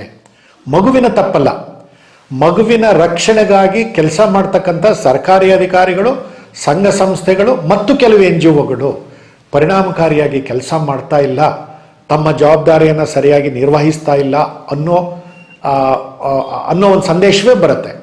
ಆದ್ದರಿಂದ ನೀವು ಮಕ್ಕಳ ಹಕ್ಕುಗಳ ರಕ್ಷಣೆಯಲ್ಲಿ ಅನಾಥ ಮಕ್ಕಳಿಗೆ, ನಿರ್ಗತಿಕ ಮಕ್ಕಳಿಗೆ, ಭಿಕ್ಷೆ ಬೇಡ್ತಕ್ಕಂಥ ಮಕ್ಕಳಿಗೆ, ಎಳೆ ವಯಸ್ಸಿನಲ್ಲಿ ವಿದ್ಯಾಭ್ಯಾಸ ಶಾಲೆಯಲ್ಲಿ ಆಟ ಆಡಿ ಒಳ್ಳೆ ಸಂಪನ್ಮೂಲ ವ್ಯಕ್ತಿಯಾಗಿ ಬೆಳೀತಕ್ಕಂಥ ಮಗು ಯಾವುದೋ ಗ್ಯಾರೇಜ್ನಲ್ಲಿ ಕೆಲಸ ಮಾಡ್ತಾ ಇದ್ದರೆ, ಯಾರ್ದೋ ಮನೆಯಲ್ಲಿ ಮುಸುರೆ ಪಾತ್ರೆ ತೊಳಿತಾ ಇದ್ದರೆ, ವರ್ಕ್ಶಾಪ್ಗಳಲ್ಲಿ ಕೆಲಸ ಮಾಡ್ತಾ ಇದ್ದರೆ, ವೆಲ್ಡಿಂಗ್ ಶಾಪ್ಗಳಲ್ಲಿ ಕೆಲಸ ಮಾಡ್ತಾ ಇದ್ದರೆ, ಪೇಂಟರ್ ಆಗಿದ್ದರೆ ನಮಗೆ ಅದು ಸರಿ ಅನಿಸುತ್ತೆ. ಅದನ್ನು ನೋಡಿದ್ರೆ ಸ್ವಲ್ಪನಾದರೂ ನಮ್ಮ ಅಂತಃಕರಣ ಕೆರಳಲ್ವಾ, ನಮ್ಮ ಅಂತಃಕರಣಕ್ಕೆ ಏನೋ ನೋವು ಆಗಲ್ವಾ? ಆದ್ದರಿಂದ ನಾವೇನು 4 ಅಕ್ಷರ ಕಲ್ತಿರ್ತಕ್ಕಂಥ ನಾಗರಿಕರಿದ್ದೀವಿ. ನಮ್ಮ ಮೇಲೆ ಸಮಾಜದ ಋಣ, ಸಮಾಜದ ಜವಾಬ್ದಾರಿ ತುಂಬ ಇದೆ. ನಮ್ಮ ಕೈಲಾದಾಗಲೆಲ್ಲ ನಾವು ಕೆಲಸ ಮಾಡಬೇಕು. ನಾನು ಕೇವಲ ಆ 3 ವರ್ಷಗಳು ಸರ್ಕಾರ ನನಗೆ ಆ ಜವಾಬ್ದಾರಿ ಕೊಟ್ಟಿದೆ ಅಂತ ಮಾತ್ರ ನಾನು ಕೆಲಸ ಮಾಡಲಿಲ್ಲ. ಅದರ ನಂತರ ಈಗಲೂ ಕೂಡ ಕೆಲವೊಂದು ಸಂದರ್ಭದಲ್ಲಿ ಕೆಲವರು ಮಾಹಿತಿ ಕೇಳಿದಾಗ ಅನೇಕ ಪೊಲೀಸ್ ಅಧಿಕಾರಿಗಳು, ಮಹಿಳಾ ಮತ್ತು ಮಕ್ಕಳ ಅಭಿವೃದ್ಧಿ ಇಲಾಖೆಯವರು, ಕೆಲವು ಸಂಘ ಸಂಸ್ಥೆಯವರು ಈ ಥರದ್ದು ಕೇಳಿದಾಗಲೆಲ್ಲ ನಾನು ಅವರಿಗೆ ಈ ರೀತಿ ಮಾಹಿತಿಯನ್ನು ಹಂಚ್ಕೊಳ್ತಾ ಇರ್ತೀನಿ. ಮತ್ತು ಎಲ್ಲ ಸಾಮಾಜಿಕ ಮಾಧ್ಯಮದ ವೇದಿಕೆಗಳನ್ನು ಬಳಸ್ಕೊಂಡು ಮಕ್ಕಳಿಗಾಗಿರ್ತಕ್ಕಂಥ ಈ ಸಂಸ್ಥೆಗಳಿಗೆ ಈ ಥರದ ಮಕ್ಕಳನ್ನು ಸೇರಿಸಬಹುದಾದ ಜವಾಬ್ದಾರಿ ನಮ್ಮ ಮೇಲೆ ಇದೆ ಅನ್ನೋ ಮಾಹಿತಿಯನ್ನು ಹಂಚ್ಕೊಳ್ತಾ ಇದ್ದೀನಿ. ನೀವು ಸೇರಿ ಈ ಅಪಾಯಕಾರಿ ವಾತಾವರಣದಲ್ಲಿ ಬೆಳೀತಕ್ಕಂಥ ಮಗುವಿಗೆ ಸೂಕ್ತವಾದ ಪಾಲನೆ ಪೋಷಣೆಗೆ, ರಕ್ಷಣೆಗೆ, ವಿದ್ಯಾಭ್ಯಾಸಕ್ಕೆ, ಅನ್ನಕ್ಕೆ, ಆಹಾರಕ್ಕೆ, ವಸತಿಗೆ ಒಂದಷ್ಟು ಸಹಾಯವನ್ನು ಮಾಡೋಣ. ಮತ್ತು ಈ ಥರ ಕೇವಲ ಸರ್ಕಾರಿ ಸಂಸ್ಥೆಗಳು ಮಾತ್ರ ಮಾಡ್ತಾ ಇಲ್ಲ, ಸರ್ಕಾರದಿಂದ ಅನುದಾನ ಪಡಿತಕ್ಕಂಥ ಕೆಲವು ಖಾಸಗಿ ಸಂಸ್ಥೆಗಳು, ಕೆಲವು NGOಗಳು, ನಾನ್ ಗವರ್ಮೆಂಟ್ ಆರ್ಗನೈಸೇಷನ್, ಇವುಗಳು ಕೂಡ ಸರ್ಕಾರದ ಜೊತೆಗೆ ಕೈ ಜೋಡಿಸಿ ಸರ್ಕಾರದ ಅನುದಾನವನ್ನು ಪಡಿತಕ್ಕಂಥ ನಿಟ್ಟಿನಲ್ಲಿ ಮತ್ತು ಈ ಥರ ಮಕ್ಕಳಿಗೆ ನ್ಯಾಯ ಒದಗಿಸ್ತಕ್ಕಂಥ ರೀತಿಯಲ್ಲಿ ಕೆಲಸ ಮಾಡ್ತಾ ಇದ್ದಾವೆ. ಅವರುಗಳ ಜೊತೆಗೆ ನಾವು ಕೈ ಜೋಡಿಸಬೇಕು. ಮತ್ತು ಈಗ ಮತ್ತೊಂದು ಸಾರಿ ನಾನು ಅದೇ ವಿಷಯವನ್ನು ಇಲ್ಲಿ ನಿಮ್ಮ ಮುಂದೆ ಹಂಚ್ಕೊಳ್ಳೋಕ್ಕೆ ಇಷ್ಟಪಡ್ತೀನಿ. Every child is A Nations concern, every child is everybody's concern. ಪ್ರತಿಯೊಂದು ಮಗು ಎಲ್ಲರ ಜವಾಬ್ದಾರಿ.